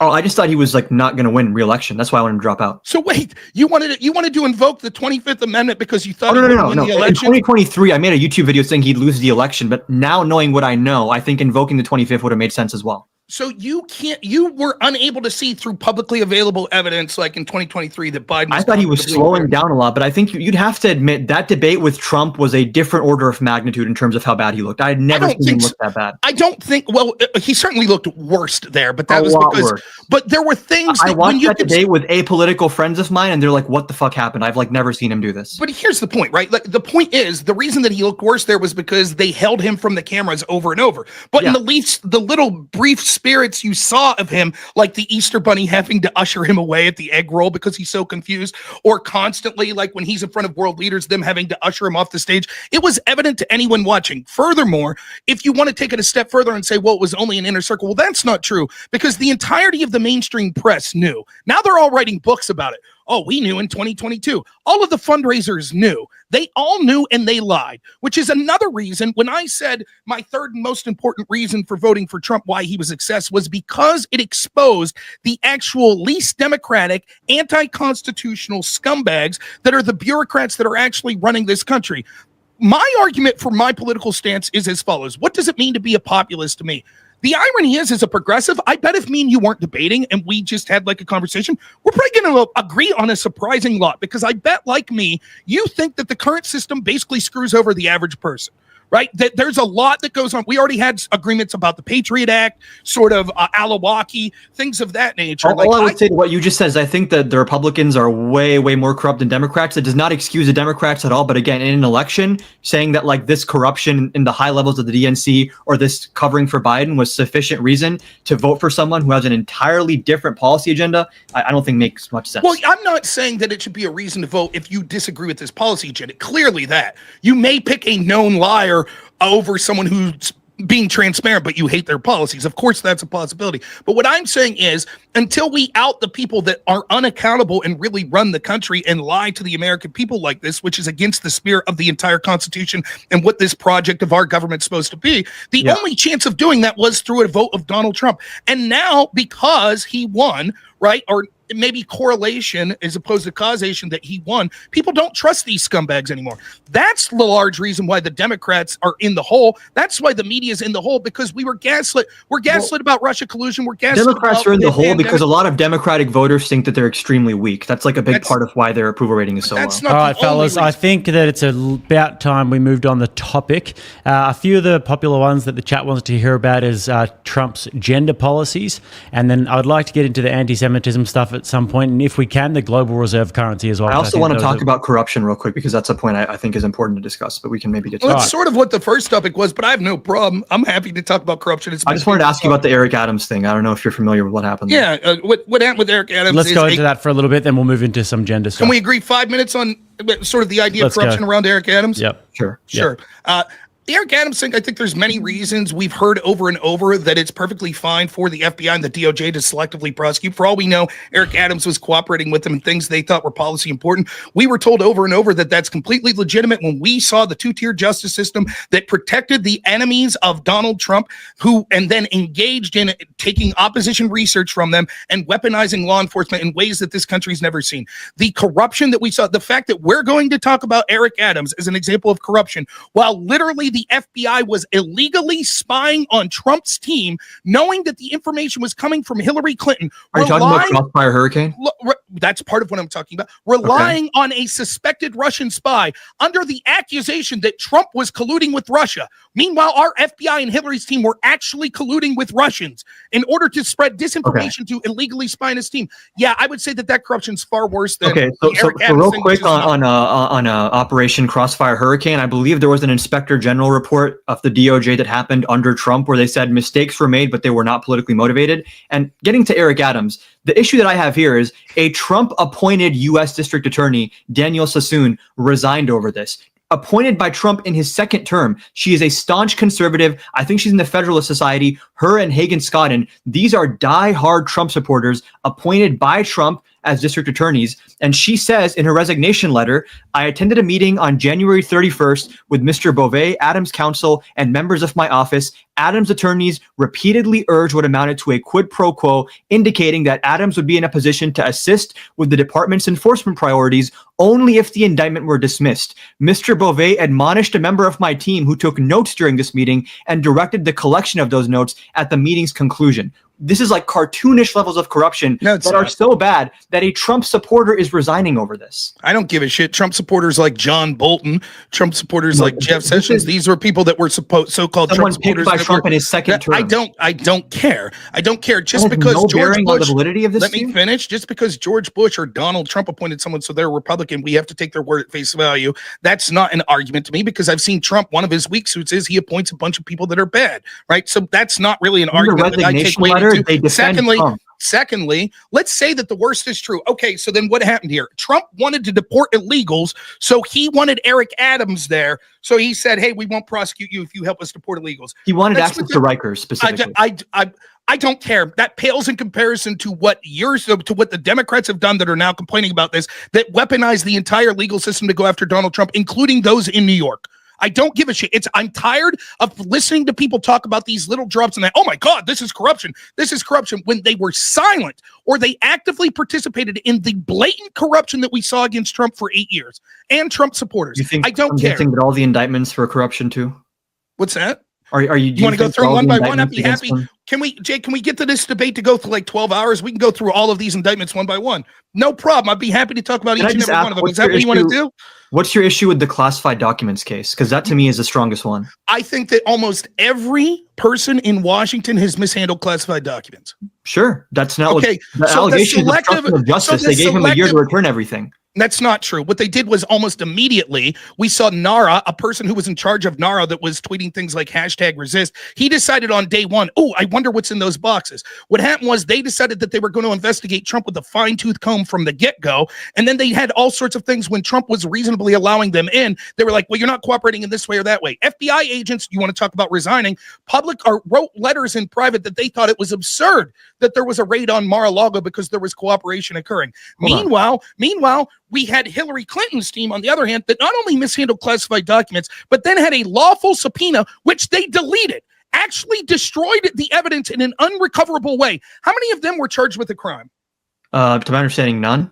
Oh, now which is I'm not here to defend Hillary Clinton, just to be clear. We can do the whole whataboutism thing in circles for 12 hours, like you said. It's not whataboutism. When you ask me specifically, your description of the case is inaccurate. That's what I'll give you. National Archives I've read the indictment, gave Trump multiple months to return documents. He returned some. They returned some, and they said, this isn't everything. What else do you have? He stalled. They took a while before they even referred it to the DOJ, because at first it was just, hey, can you return these documents? Even then, my understanding is the DOJ gave Trump multiple opportunities to return these documents and not pursue any kind of criminal indictment. This only became a matter of obstruction of justice when there was security camera footage and text messages found of people that work for Trump saying, he said, like, hide this box over here, or like, don't show this person this, as they're actively being investigated. The reason Mar-a-Lago was raided was because Trump refused to comply with subpoenas and actually turn over these documents. And again, Trump is on tape. He is on tape, recorded, showing people these attack plans on Iran and saying verbatim, if I was still president, I could have declassified these, but I'm not president anymore, so I can't be showing you this. Like, he's so Adam conveniently, I don't know if you didn't understand or you're intentionally misrepresenting. My argument is this is a crime that almost everyone commits, and there's selective prosecution, which is antithetical to the entire foundation of our legal system. Please. Yes, this is a crime that's committed all the time, and it's antithetical to sort of have selective prosecution. Please, let me finish. Please. Yeah. I sit there, right? Okay. So that's my argument. Now, he's going to say not everyone does it. Okay, then let's talk about his contemporaries that we can see. One, we know what Hillary Clinton did was worse. The FBI decided to give everyone immunity and go as easy as possible. She literally not only mishandled classified documents, which they knew for years, and allowed her to go, and you didn't have places like Noerr or other record keeper places that were consistently demanding this information back. But when there was a lawful subpoena issued by Congress, they destroyed that evidence. Clear case of obstruction of justice. Everyone given immunity, no one charged. Selective prosecution, then that they decide to go after Trump. He then talks about things like this. He says about the cooperation. That's not true. There's stories that talk about how there were levels of cooperation. There were disagreements on specific files. But once this actually happened, the raid on Mar-a-Lago, not only did several FBI agents protest this and say they thought it was beyond the pale, but we can see the way they did this. You would think if you're raiding a president's home that you would have all of your I's dotted and your T's crossed. They were taking everything, like souvenir ball bats, napkins. They're taking everything, because the point was, as with every one of these stories, to go as hard as Trump. There's your person. Now find the crime. That's what they were doing. Last thing I'll say real quick. You talk about him on tape. After that procedure, it was Biden's DOJ that actually issued the orders to go after Trump. We now know that Biden himself not only committed the same crime and improperly handled classified documents, not only held it for far longer, including his time as a senator, not only was that as a senator something he would have never been allowed to take home, unlike Trump, but he actually admitted, you ready for this? On tape, this is probably classified and I'm not allowed to show it to you, but here, go ahead and read it. He literally did the exact same thing as Trump and then had his DOJ prosecute Trump. It's selective prosecution all throughout. The crime of mishandling classified information isn't that a big deal. However, the selective prosecution to try to influence politics. The issue with the classified documents case is not just mishandling classified material. You're half right that probably every government official to some extent mishandles it. The issue is that he did not really cooperate with the government in returning them. The main charge there is obstruction of justice, not just, and the way we know this is the case is— Did Hillary's team cooperate? Hold on. The documents that Trump returned are not part of the indictment. He wasn't actually charged for those, because it turns out when you comply and return the documents, you're not going to get charged, even though he technically could have been charged for mishandling. They didn't charge him for that stuff in the areas where he complied. And I want to ask you a broader question. Is it just like any time that Trump is indicted, it's like a political witch hunt, but then anytime a Democrat, like Eric Adams was indicted, Bob Menendez, like Democrats also face legal consequences for breaking the law. When it comes to Hillary Clinton, I would agree with you, actually. Like, I think these people should be held to account to a much greater degree, but I don't explain all of these discrepancies with some kind of like evil political deep state agenda, as much as just there's different prosecutorial discretion and different judges in different cases. And there's the word. Every time I debate someone on this, they will write everything away as prosecutor discretion. So my answer, so let's take that to the logical. My answer when it comes to Eric Adams is prosecutor discretion. They have discretion to not pursue people, therefore no problem. It's why do you automatically assume legally? Yeah, they dropped the charges. Okay, sure. Cool. So it's just prosecutor discretion. So what's this topic even about? Secondly, did Hillary Clinton's team comply? With what specifically? When they were asked to return evidence. No. Did they eventually get the evidence that they requested of Trump? With the classified documents case? Yes. I mean, they raided Mar-a-Lago and took it. So they got it. Did they ever get it from Hillary? Not to my understanding, no. I mean, I also want to say I'm not super familiar with the Hillary case. Like 2016 was a while ago at this point, right. But I'm taking your word that you're not misrepresenting. I'm familiar with sort of the talking points. Oh, prosecutor discretion. Oh, it was a long time ago. The point I'm trying to make is I don't think it's particularly a big. I think there's all of these crimes that they're going after Trump for that he may have committed them, right? My estimation is 90 to 95% of people at the national level of politics have committed all sorts of crimes. For example, I ran for Congress.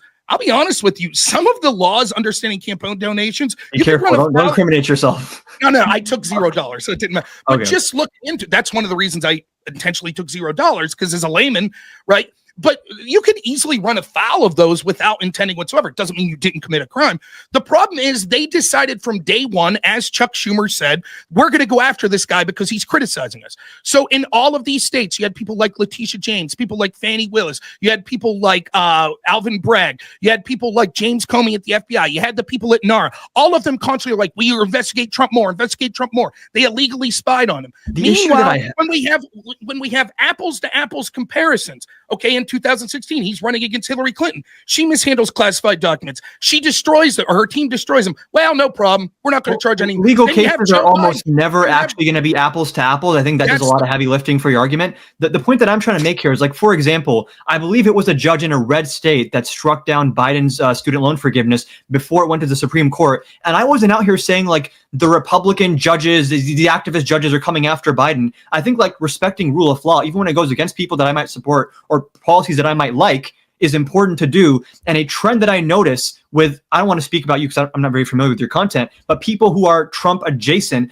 is that it just always conveniently that every judge who goes against Trump just happens to be an activist judge. It's not like you're saying, I think the classified documents case and the Georgia case were strong, but I think the other case was weak. You're just saying, like, by virtue of Trump being indicted, that it speaks to some sort of, like, issue. And then it's like, okay, if it's in a blue state, that also, I guess, takes away all credibility, even though Democratic policies have been challenged in red states before, and that still stood. My issue here is not to say, like, every prosecution is always perfect, but it's this, like, reductive explanation of the evil. It's not reductive. It's not reductive when I can talk. We'll respond to this, Rob, and then we'll move on. My fundamental argument with politics is that there are bureaucrats and people behind the scenes that are really running things, and what they do is they aggressively go after people that they don't think would allow them to keep their hegemony on power. Right. So, for example, when you say, "Oh, this is just it's prosecutor discretion," it was a long time ago. We can see the people that were running the FBI and NAR that were making these decisions were doing things like this. Peter Strzok talking about needing an insurance policy to prevent Donald Trump from winning.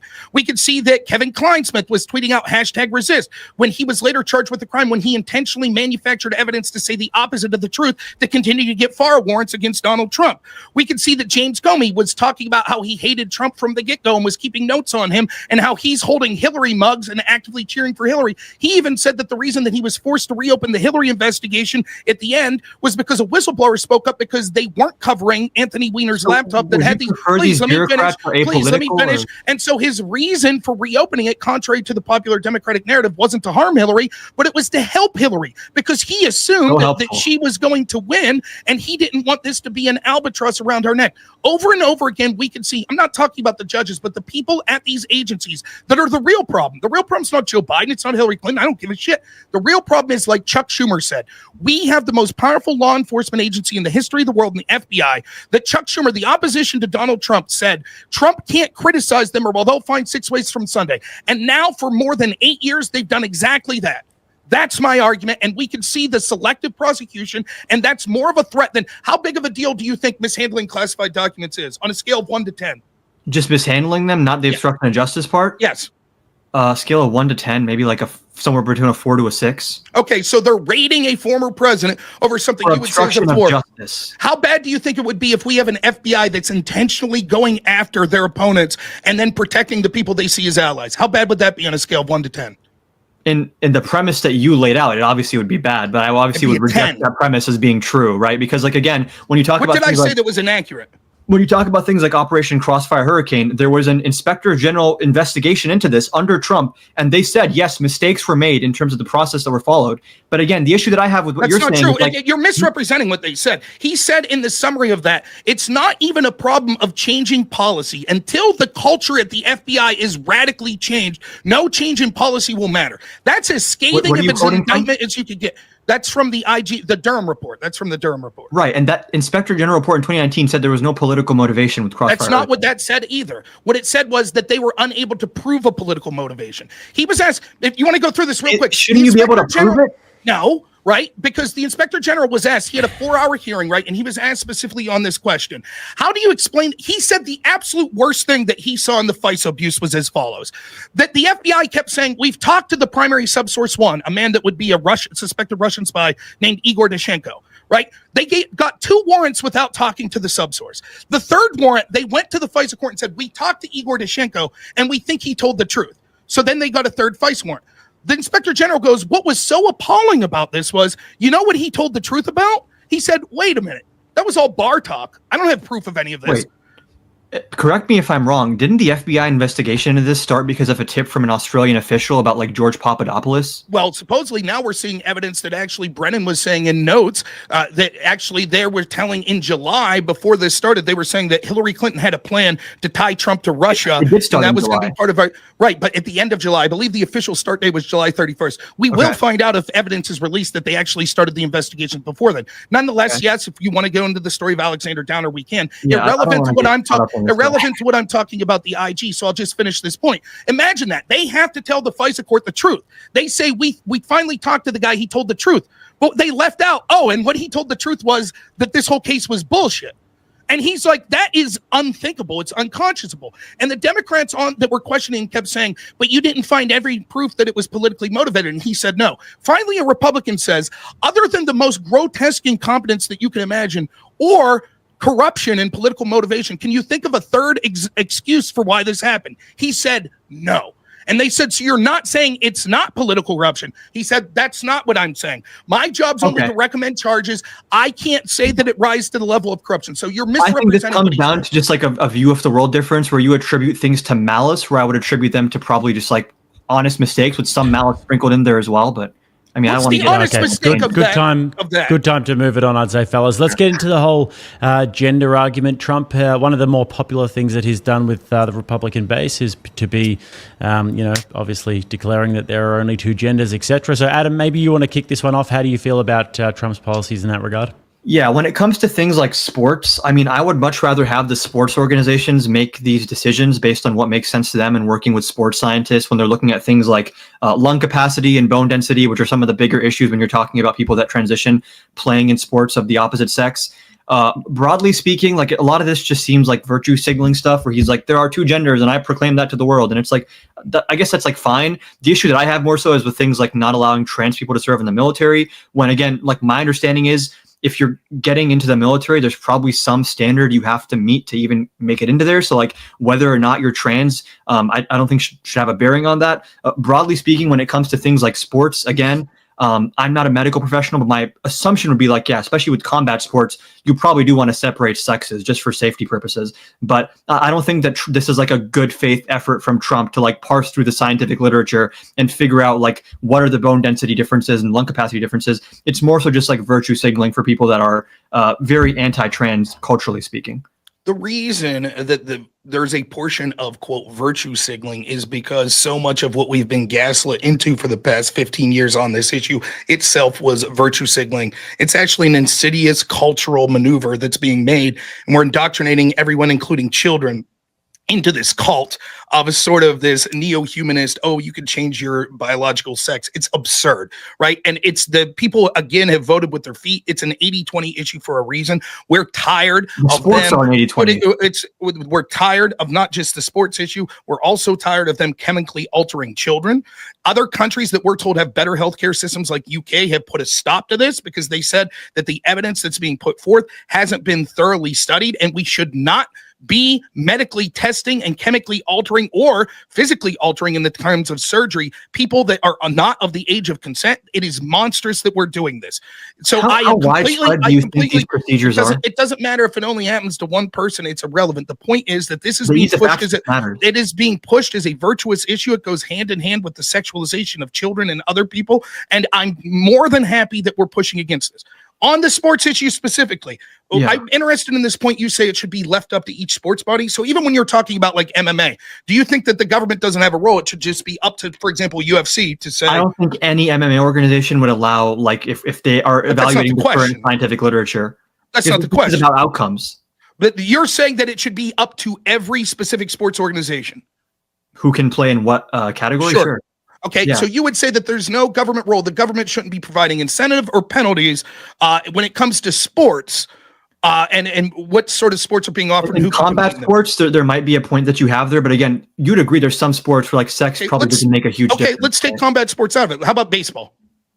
I mean, I'd have to see like what the literature is. Again, this is a thing. Like we're acting like we're doctors here, discussing like specific. No. I'm not acting like I'm making different I'm making a specific point. I'll get to. I'm asking as a general theory. You're saying that ultimately the government shouldn't have any role in saying, "Hey, this is who's allowed to participate in this sport, or this is what happens in this sport, or not." That's your general theory. I mean, I'm sure there's basic protections that they have to afford, but again, what do you mean by that? I guess. Explain Title IX. Were you in favor of that? Is that just like a sex-based equality being right? confirmed? So Title IX, I think it was, I can't remember, 70s, 80s, but the idea behind it was that the federal government said that they were going to withhold funding to universities unless they offered equal amounts of sports for females as males. Now, one of the net effects that this had was it actually massively decreased in many areas male sports that were offered. So take a university I went to. Let's say that it offered 14 athletic competitions or sports for men and only 2 for women. Well, if under Title IX, they decided this has to be equal, maybe they could only get up to 8 for women. So they were forced to cut back to only 8 for men, or they would run afoul of Title IX and they would lose a lot of their government funding. Are you against Title IX funding that says that each university that receives government funds must offer equal sports for males and females? If you're describing it accurately, then I'm not in favor of colleges cutting back sports. But again, it also probably depends. Let's say that they didn't. It also depends on like what is the actual demand for women to play different types of sports? Like, is there enough demand to create 14 different sports leagues for women? Like, I'd much rather have it go on a case-by-case basis there. Okay, but that's not what happened. It said, let's just say in theory, forget about they removed male sports even. Let's just say in theory that this law said, or Title IX said, it has to be equal sports for men and women. And they were able to find enough women's sports to equalize it. Are you in favor of that? Then sure, yeah. Why wouldn't they offer the same opportunities to both sexes if there's equal numbers of people that want to play? So you would be in favor of the federal government withholding funding to say like Duke University, if they offered in 2020 or 2020, they offered it holds 20 up male. Assuming it holds up constitutionally speaking, like I'm taking your word for all this. I'm not super familiar with Title IX. Okay. But what do you mean assuming that it holds up? We're asking what your opinion would be. My opinion would be you're asking if it's justified for the federal government to withhold funds, and there's going to be certain parameters that dictate justification. Okay, well, given that, if you're somehow saying if that's constitutional, you'd be for it, and it hasn't been revoked for as long as it's been there, then why wouldn't the federal government have a say in intervening in female-only spaces? I already said when there's like basic safety precautions, that's fine, but it has nothing to do with that. What do you mean by intervening is the question, like such a broad term. Like if the idea behind Title IX was female deserve female-only sports, and it wasn't just for combat sports. Yeah. It was sports in general. And you're like, yeah, I think that's okay for the government to say. If you're asking me broadly, I don't think that people should be able to play in sports of the opposite sex. That's my broad umbrella. But you're saying that should be up to each individual athletic body, not the federal government. The reason that I caveat that is, number one, the medical literature is evolving. And I'm sure there are some sports like fucking chess, which is not even under discussion, but like you can imagine sports where it probably doesn't make a difference. Well, that's not true. It depends on what you mean makes a difference. Like even when it comes to chess, it might intuitively be to you that males have no bone density and lung capacity, which can be even if you transition before puberty. But again, there's a red herring going on here. We're not just talking in sports or competitions where females could get hurt because of bone density. That's the 80-20 issue you mentioned, though. That is the 80-20. That is okay. Nonetheless, that's not what we're talking about. That's not what Title IX was about. It was about opportunities. And you deflect from, well, my personal proclivity would be we don't have biological men in female sports. But you're also making the argument that the government doesn't have a say in that. But we have a history in this country of the exact opposite, that the government has since Title IX been threatening to withhold funding, saying that we need female only spaces, and not just female only spaces in athletics where it's somewhere they could get hurt. Yeah. And so so this isn't a radical departure. This falls in line with what we've seen. Okay. And what exactly is your question on this? Well, the point is, when your point was, I don't think the government should be involved. They already are. They've been for decades. Hold on. Again, I said the government's going to be involved in some capacity with anything having to do with sports. There's athletic commissions in different states for professional sports and college sports. Like you're just using very vague language. I don't know what exactly you mean by some of these terms. I don't know. Can you explain I agree fundamentally. The government obviously plays some role in sanctioning and regulating all sports and the actions of many colleges. What specific regulations are we talking about here? Okay, The I'll say example that this. you gave, I agreed with you in that, like, if they're cutting back on male sports, I think that's a bad thing. If you're willing to accept that the government could regulate that each university they send money to should have equal sports for men and women, then are you also willing to accept that they could regulate saying biological men can't be in the women's sports? I think they should be able to regulate that contingent on the actual demand for equal sports between the two sexes. Like, if no women want to play basketball, for example, at a certain college, you shouldn't mandate that college to offer women's basketball. Okay, so then you were against Title IX, because that's what Title IX did. It didn't say specific sport to sport. It said you had to have equal. So, for example, maybe you didn't have enough women interested in basketball, but you had to dive in. Yeah, that seems like painting with a broad brush where you could use more specific. Well, that's what the government did. So you're against that, and you're also against the government. So fine. You're against what has been. And again, like, I'm taking all of your descriptions for this just for granted that there's no right-wing framing on any of this. I'm just taking this for your word. Sure, that's fine. The other thing is, it's interesting because it juxtaposes to the conversation about Trump withholding funding from places like Colombia. When it comes to Title IX, there was an infamous memo that was sent out during the Obama administration that said they were applying Title IX to say that if universities didn't take accusations of like sexual assault, impropriety, etc. seriously, that they could withhold federal funding to these universities. Now, the net result of that was things like the UVA rape hoax, right, and Mattress Girl, where you had all of this. What is Mattress Girl? Mattress Girl was this girl that became famous that was doing like a performance art project where she walked around with a mattress on her back, and her claim was that she was at some frat party and there was like some gang assault against her. It turned out it was all bullshit. She just made this up. And there was this rash of lack of due process on university that overwhelmingly harmed men, but sometimes harmed women, where there was a rush to any time that there was any bad hookup, not rising to the level of sexual assault. You were incentivized to run to your school as quick as possible and make the first accusation, because these schools were so fearful under Barack Obama and these Title IX restrictions that they were going to lose their funding that they just said, "Hey man, you're off campus." That again seems to me like a policy that probably is not tailored to fight the issue it's meant to be fighting. I mean, I'm sure you would agree there's probably a massive issue with things like sexual assault on college campuses, right? Well, any one sexual assault would be bad, and I think we should do something. So when you say massive, I don't know. Like meant to be a gotcha. Like, you would agree we should probably try to increase like. Right, I'm just saying, like, the reason that I hesitate to say yes is because the numbers that were cited as sort of the reason for this was like 1 in every 3 women were raped. I don't think it's that massive, but I would say that there's certainly thousands of people that are harmed. It's definitely statistically very significant and probably higher on college campuses than other places. I don't know if that's true. There's interesting parties and hazing stuff. Like, I can promise these are stereotypes. These are stereotypes that oftentimes are. I lived on the campus of University of Michigan. I can promise you some weird shit goes on at frat parties. So you saw rapes? Did you report them? I never said I saw rapes. I've heard about crazy hazing, though. So when we're talking about hazing, that's not the same as sexual assault. Yeah, but I'm talking about the code of conduct on these campuses sometimes is like a little bit insane. So it wouldn't be surprising. What does hazing mean, guys? Is that something? Is that like initiation into frats? Like you eat like a raw goldfish, or like someone died once because they were in a car trunk on the freeway. Like a lot of weird shit you have to do to prove yourself. It's like bullying, like when you get jumped into a gang, that would be hazing. What you see on frat hazing, if you watch movies with like old school and stuff, you remember when they throw the bag over that dude's head and throw him in the back of the van? That's hazing. I don't see the problem with hazing myself, but there's always different initiations at different football clubs and stuff. But I guess anything that goes into crimes would be bad. Well, right. There could be hazing that's harmless, but like if part of the hazing is like, we're going to break your arm, that would probably be a problem. But yeah, but the point I'm trying to make is I don't think it's as clear as you're saying. Nonetheless, even if it is a problem, and we could say, yes, sexual assault on campus is a problem, no problem. Like the way that went about it, we again saw that Democrats were more than happy to have the federal government intervene and threaten to withhold funds to universities when it came to wanting equal amount of women's sports as men. Now they're taking the opposite tack, saying that biological males should be in female sports.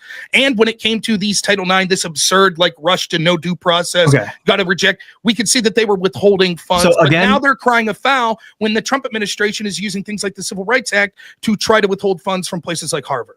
We should talk about the Harvard thing in a second, but my broad take here again is because I'm not super familiar with the Title IX stuff. I can only speak in regards to what principles I hold. The reason I'm skeptical of what you're saying is because there's been so many examples. Like I think Vivek Ramaswamy brought up that like the Department of Education is cutting off funding from schools that like don't allow archery or something. And then it turns out when you read into it, it was just like a wording issue in the law under Congress, and they amended that. So like when it comes to educational funding, forgive me for saying that I maybe don't take everything you say at face value. Completely fair. I would not expect you to. I can only share my principles on this, which are that number one, I think as a broad rule, you should have sex-based distinctions in competitive sports at a college level and professional level elementary school stuff, like I don't give a fuck if dodgeball is like mixed gender or whatever. I think most people agree on that. When it comes to the concept as being an 80-20 issue, it is 80-20 in sports. When it comes to virtually everything else, like trans people being in the military, or just generally speaking, what is the cultural attitude towards trans people, who are a very, very small portion of the population? And another reason I just take issue with this conversation is that, like, sure, I'm not saying it's not important, but in terms of like when we rank the top issues facing America, would this be in your top 10? Yes, because the reason that it's there is because it's not just this specific issue, though. Anytime you're talking about the mutilation of children and the sexualization of children, that's certainly a top issue. It's because it's indicative of the major problem with our country, which is that these issues are forced down people's throats that sort of causes like a morality loss and a division amongst people. It's an example of cultural Marxism. Are forced down people's throats? Yes, I think that the acceptance of this and having to ignore, I think that the acceptance. I think the acceptance of accepting that a 3-year-old could declare that they're actually a female when they were born a biological male, and having to pretend that that's not grotesque and weird, and being told that we're should be shamed, falls in line with the same sort of arguments that white people should be shamed and Christians should be shamed. I just want to make sure we're clear that when it comes to things fighting like that is important for its own sake. When it comes to things like hormone therapy and sex reassignment surgery, this is like a last resort after going through so many different types of therapy and other interventions. It's not like people are just, I mean, there's medical guidelines. We have whistleblowers that have spoke up that said if someone's violating medical guidelines, then obviously like prosecute them for that, and you should be exercising. And I just want to clear out, like, we're now seeing a story from the New York Times just this week that's basically saying, hey, guess what? That prescribing Ritalin and Adderall to all these children, yeah, sorry, that was just a big scam to make pharmaceutical companies money. This is now a trans issue is a topic. The point, the tangential, surgery. but the reason I'm saying this is because it's huge business, the sex reassignment surgery, and saying like, well, there are laws and you have to go through certain procedures. There are loopholes to get around that, and whistleblowers have talked quite frequently, including people that have detransitioned about medical ethics and medical guidelines. I have a friend in medical school, and I can tell you one of the reasons I don't like talking about this is because people like to pretend like this is all very black and white and clear cut. My gut feeling on this is that I'm probably against these types of procedures for minors. But again, like when we talk about these procedures, they are so insanely rare, and there's so many hurdles you have to go through before you get them, that I'm imagining like in the cases where someone is getting these procedures, it's a last resort after years of therapy and trying everything else. If people are rushing to this, obviously I have an issue with that, because it's like irreversible in some cases. But the rare thing's an interesting argument, because we're told as a society we have to bend over backwards for a very rare condition, which is trans. What do you mean by bend over backwards? Like every space that we have has to be infiltrated now by people that are pretending, and we have to accept maybe if you're like, let me give you an example. Like most places for example, I've been banned on Twitch for misgendering someone. I have to accept on one of the biggest live streaming social media platforms that I have to pretend that a trans person who's a biological male is a biological female.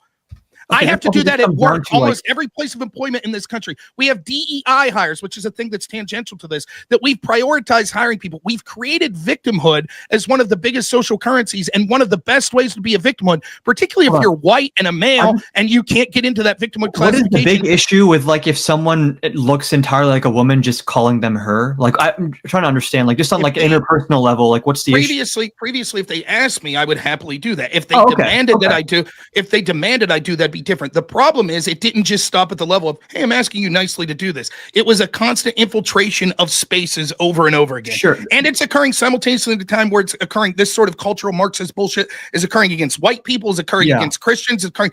And like, for example, while this is going, we're also being told, well, we have to have drag queens in children's spaces, and we have to have critical race theory being taught to children in school, and we have to teach children that actually you're not born a male or a female, like, and we have to take off birth certificates like mother and father. All of this stuff is a concerted effort. The issue that I have with the way that you're framing this conversation is we always focus so much on the fringes to talk about the broader group of transgender people, and like most transgender people are probably just like dressing differently and they want to be called by a different name and pronoun. That is the vast majority. And if I always question the motives of like, why are we focusing so much time and energy? I'm fine to have the conversation as I've been having, but why are we focusing so much time and energy on the fringes of a group that by and large is like just trying to like live their life and not face discrimination? Because they are at the forefront of sort of victimhood culture and DEI has shoehorned itself into every institution in this country. Well, DEI, again, there's a lot of people that define it incorrectly. DEI typically just expands applicant pools without lowering standards. Like when Trump talked about the FAA having DEI, they just increased their applicant pools to people that did not have access to extracurriculars in school and who didn't have a long work history. DEI, in many cases, does not actually mean you're lowering standards. It just means you're broadening application pools. And that's that's not DEI, the equity. What does equity mean? Depends on who you ask. Okay, well, traditionally, what it ends up meaning in practice is equal outcome.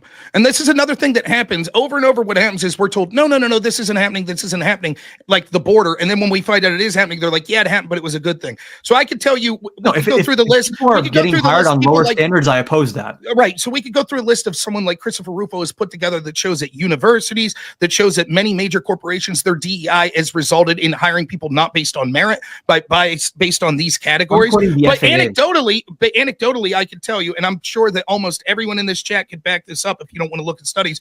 You personally know companies, maybe I'm working for one right now, that has quotas, that says that we need certain people. I have a friend that works for a government defense contractor that's telling me that it's fucking laughable that they're basically being said that everyone in a supervisory position or higher by 2030 has to be someone from a minority class. Race-based hiring quotas literally unconstitutional? No, well, I think that they should be, but I think that they're applied in many ways. Affirmative action was struck down by the courts, and I see a big conflation between DEI and affirmative action in many cases. And again, when I bring up them not lowering standards, I'm quoting from the FAA website, which is sort of the zeitgeist that brought this into the public conversation, is Trump saying these crashes are happening because of FAA DEI. When you actually read the DEI guidelines, they just expanded the applicant pool. They did not lower standards. I don't believe that they're being accurate in most of the institutions like this. And I personally know, and there's stories that have been reported that we could see actual proof of it, of DEI prioritizing hiring people based on race, based on other minority I oppose status. that. If you can find me specific cases, I will stand with you in opposing that. I just don't think that that's the norm.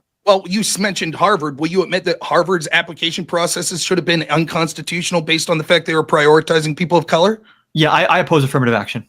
Okay, so the fact that and occurred it's now unconstitutional. What's that? It's now unconstitutional. It has been for a while. So I just if it's happening, then sure. Like if there's, do you think it ceased to happen now? In large part, probably, yeah. I think that you're full of it. I think that it just ignores the reality. And I think that if you're a large company, you might not put down like, oh yeah, we're only hiring a black person. But when that black person comes in, or when that trans person comes in, or when that woman comes in, or when that Muslim comes in, you're like, this will look really good if we could tout 30% of our supervisory forces people that are minorities. Do you think that they are then assuming that I'm taking this for granted, your premise, that they're then saying, okay, this guy has a lower SAT score, we're still going to take him? In Harvard? Just in general, or in universities, I think that probably occurs. Still? Yes. Okay. I haven't seen the data, but or court cases on that. If it does occur, I will agree that I think that's bad. I don't think it should play a role. The most recent data that I've seen, I think, was circa 2023. I could be wrong. I'd have to pull up the study, by the way, I appreciate this debate. I'm having a lot of fun. Neither of us have been pulling up big studies. And I think not just you shouldn't trust me and I shouldn't trust you, but the audience should try to do their own research as well, because sometimes we're citing things, right? But we're given sort of the benefit of the doubt. I believe it was 2023 is the most recent data I saw on that. Yeah. That was actually, it's Asian Americans. It's like that their SAT score has to be so many points higher on average to get into the institution. And then when you filter down, you get to whites, then you get to Hispanics, and then you get to blacks. It's like the average applicant for a university like Harvard that's black is like a 1380 the SAT question score. There, though, is like, are they indexing based on race, or does that just happen to be the distribution because they're indexing based on like socioeconomic background, which you'd agree that's fair to take into account, right? I don't have a problem taking in socioeconomic background, but I think that it's clear. I think that it's clear. What about that if someone's a foreign exchange student? They maybe bring like a different cultural attitude from a different country. I don't understand the question.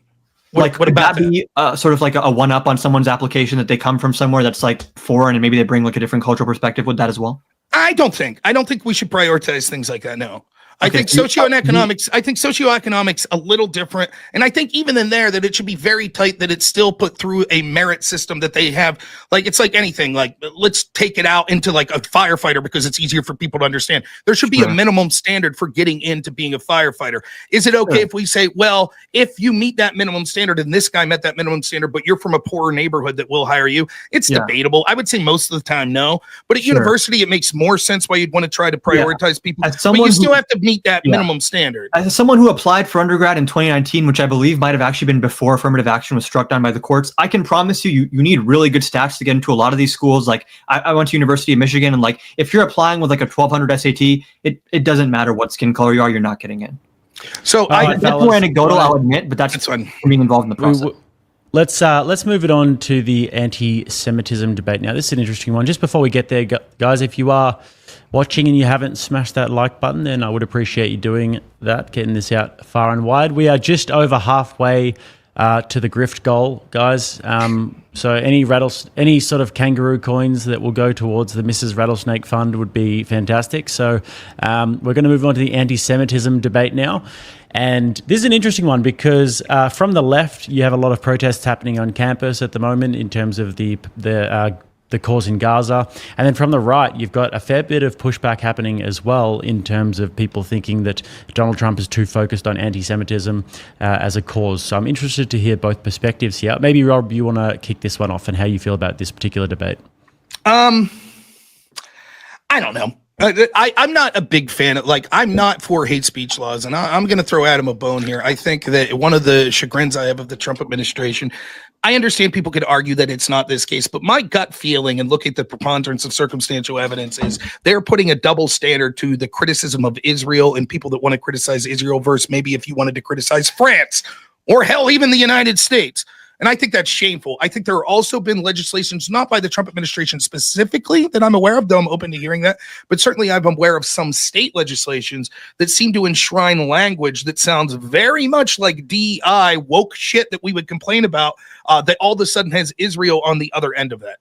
And I think that sort of thing's despicable. One of the things I like about Trump is sort of his foreign policy that was more anti-interventionist. And so I would like to see him to do more to stop funding both Palestine and Israel and stop kowtowing to Israel, saying that we can't criticize them. This actually does lead to more anti-Semitism. When you say, here's a particular country that we're going to be harsher on your criticism of, it leads to people saying like, well, that's authoritarianism that makes me more likely to want to criticize them. Having said that, I'm aware that many of the people that have been targeted did more than just say, I don't like Israel. And I do think the United States has a right when people are guests in this country to kick them out for a standard that we would not do with the average citizen. So for example, I think that I should be allowed to say, I hate America, death to America. I don't think that a person on a student visa should. I think we should kick them out.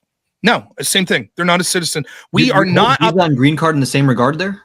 I think that there is different levels of the standard, but my standard would be both of those are below citizen, and we are not obligated as a country to take people that are verbally saying they hate us and want to die. So a few things here, like with visas, that's like kind of probably the least protected class where it's like they can probably be deported for whatever reason, unfortunately. But like even there with Rumeysa Ozturk, who was the woman who was like abducted by the people without any law enforcement clothes on, there was like a video that went viral. There was a State Department memo that leaked that basically said that they had been targeted to investigate her for anti-Semitism and terrorist sympathies. They found nothing of the sort. And the law that Marco Rubio invoked, I might have the actual text of it if I can pull it up, but there is a very good reason to believe that it is unconstitutional. I think Trump's own sister actually ruled that it's unconstitutional because it basically says that the Secretary of State can remove any alien if he deems they would have some kind of adverse consequence for our foreign policy. That is insanely vague language that absolutely allows the First Amendment to be attacked. In the case of Mahmoud Khalil, which I think is the clearest case, he was a legal permanent resident. He had a green card. He's not here on a visa. He has a wife that's pregnant. Like, this is such a, to me, black and white case where he is being detained and possibly deported. It's going to be appealed now for expressing an opinion that's a political opinion. You're saying like, okay, citizens and green card holders and visa holders have different standards of what they get access to in terms of constitutional protections. And is that just going to be left up to the discretion of the president to then augment that to his own political beliefs? I think that that's actually the biggest criticism. So now that we've laid the standard, I think the problem I would have with a lot of the Trump administration is they haven't outlined a clear, bright line. Let's say me and you would both accept, yeah, we don't have to take people on green cards or student visas that are doing a certain action that we think would be protected for a citizen. I would say green card people still have First Amendment rights. Well, I disagree with that, but nonetheless, let's just talk about the visa people just for the sake of this. If we agreed that there was some level of that, then the next question we would have would be, well, what's that level? Right? Like for example, if you're listening to this and you're on my side of the political ledger, let's say that Kamala Harris wins in 2028. And she says, okay, anyone that's here on a student visa and says we should stop funding Ukraine is clearly pro-Russian. So we're going to deport them. I would say no. There's a difference. Now, if they're saying, I hope Putin wins and takes over the United States, that's a different level. I think that arguably, but where is the threshold? And I think once you start regulating speech like that, it's like, who's drawing these lines? You can say we should stop funding Ukraine, but you can't say I support Russia. It's like, where is the actual line between those two statements and how they're specifically worded? So there'll be a problem, and you're going to need to some person talking about what that line is, and we may disagree on what that line is. But the alternative is worse. The alternative is worse. Allowing Democrats to massively import tens of millions of people, setting up a system that they can't be deported, and allowing them to verbally be like, we hate you, we want to kill you, and we say, well, we can't kick you out for that because who would draw the line? How did we get from Mahmoud Khalil protesting Israel to like Democrats are shipping in legions of people that are saying we want to kill you? Like Mahmoud Khalil. No. You misunderstand. You argued against the premise of allowing any regulation of kicking people out based on their speech, and we do know that they are bringing in millions of people. That's some not speech is like a call to violence. It's already like there's going to be legal problems there, but expressing political beliefs, I think, is like one of the most important types of speech we have to protect. I disagree. If someone's expressing a political belief that would be protected speech from the United States, is it protected speech to say death to America for a U.S. citizen? Yeah. Okay. Do we have the right to kick someone out screaming death to America if they're here on a student visa? On a student visa, maybe a green card, I don't think so. I think we should on both. And so when you say you have a problem with someone drawing that line, you've already agreed that you accept someone drawing that line. That's the alternative is on a legal basis. Visas are way more discretional in terms of how they're real quick. So you've already accepted someone drawing that line. My argument is the alternative is worse.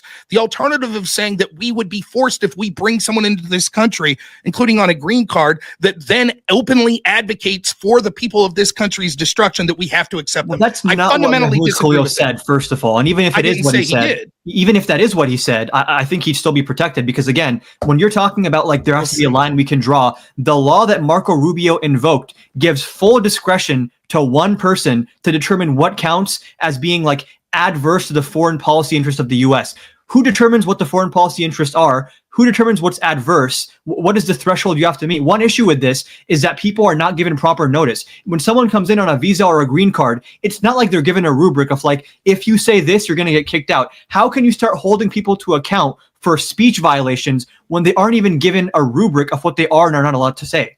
Okay, so but you already said you would be okay with that with people on student visas. Wouldn't the same on the visa? I would disagree with the discretion of Rubio, but I think legally he probably has a stronger case here. But I would disagree. So then what we're arguing, there is a law in the books that says what Rubio said. Now it's going to go to probably the Supreme Court to determine whether or not that's constitutional. When I'm arguing from is, I think that they'll say that the courts, I think, will say they're going to be closer to me than you. That's my prediction. That ultimately they'll say that law is constitutional. I think that, yes. I think that ultimately what the courts will say is that what Trump's team needs to do is have a more clear, bright line. And specifically what they're saying is the type of behavior. But ultimately, this law is constitutional, and the executive has the right to kick guests of this country out if they are giving sentiments that we think is detrimental to a certain level of the United States. I like want to praising find the a terrorist wording of this law, because it just like to me is like. But what if you're wrong? What if they? So we're arguing. You're arguing the legality. I'm arguing the morality. If the court rules that you're wrong then. When there's overlap though between the morality and legality, like I think in the case of a green card, that's where I have a very strong opinion on. This is like a very still a guest. They're not a citizen. We have no obligation. They're a lawful permanent resident of the United States. It doesn't matter. They are a guest of the United States. We are under no obligation to accept guests that are openly advocating for our destruction. He's not committing crimes. There's like certain boxes he has to check. One of those boxes. It's not like when you get a green card, you're told like, "Hey man, don't be mean to Israel." I don't care. Like they're told. What kind of system is that? I think that it's a system that is not that system is better than the system. It's so insanely arbitrary. What you can now say is like grounds to remove someone.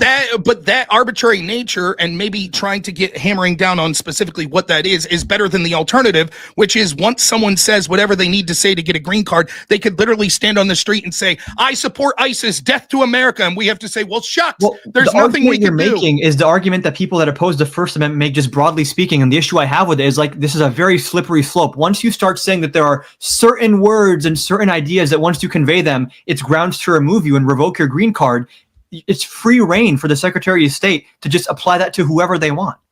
Again, you already fall into that same argument because you said you would accept some level of this on student visas. I'm talking about green cards. Mahmoud Khalil to me is the clearest case here. I don't care. So then I'll say no. I'll say this. I'll come at this from the more left-wing perspective. What? You accept that on visas? That's a slippery slope. Next thing you know, they'll be saying it about green card holders and American citizens. See? So how's the slippery slope argument not to apply to you as well? My argument is that it is a visa is by definition conditional and temporary. Okay. A green card is you have lawful permanent resident status in the U.S. And then there's certain things you have to do to maintain that. You have to check in. But again, what I'm saying here is like, even if you want to make this case that you're making, are people put on notice about what they are and are not allowed to say? Or is it just like they have to hope and pray? I don't say the wrong thing on Twitter today. I don't know if you heard me. I said, I think that ultimately what the court's likely to say is that you have to give some clear bright lines, right? So you would have to say like openly advocating for the following terrorist organizations, openly calling for the death of American citizens, openly calling for the destruction of the United States country. There's probably, I think the court will say there are certain like precursors that you have to give so that people are aware of this. But the world you're advocating where is far worse, which would be that like, I don't know how to make this any clearer. You're literally advocating for a world where you say what you need to do to become a green card holder, and then you could literally say, I support ISIS, death to America, and we are not allowed to remove you from the country. That's insane. Number one, extreme example, but even if I take that for granted that this extreme example takes place, how exactly is this, when you apply for a green card, there's like a very rigorous process. If you're like some undercover ISIS sympathizer, they probably would figure that out and not even approve your green card in the first place. Like, it's not like people are just coming in, they're getting a green card based on like one statement that they make. Well, again, so you're saying that if let's say that you hate the American government and you're applying to come here, right? Yeah. Well, what are you going to tell? What does that mean, though? What if you say, I hate the American government because we don't have universal health care? Like, is that the same as saying I want everyone to die? You feel they're systemically racist and the history of slavery means that they stole this country from indigenous folks and from black people. You can say that if you have a green card. Are you against so do you think that you were applying for a green card, you would say, here's my beliefs on the United States. I hate them. I think they stole the land from the Native Americans. I think they need to give it back. I think they're systemically racist. I think we need radical changes to this country. How many people do you think that would actually believe that, would admit that in a green card hearing? I mean, it wouldn't come up in a green card hearing. Right. So then when you say, oh, well, they're back here and they're saying death to America, blah, blah, blah, that would have came up in a green card hearing. How many people that tweet out death to America are actually like doing something about it? It's just like Twitter trolls. It doesn't matter. The principle is that we should not have to accept people as guests in this country that hate us.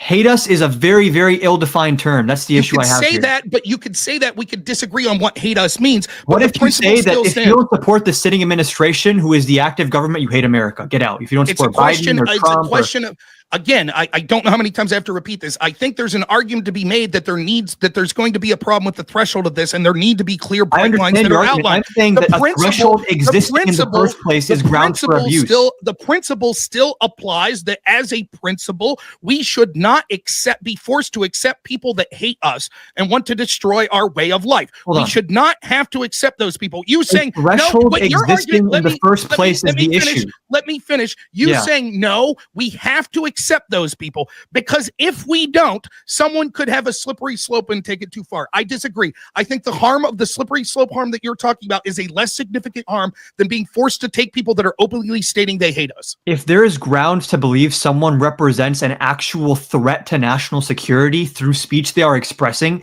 that is not the same thing as expressing that you just don't like America.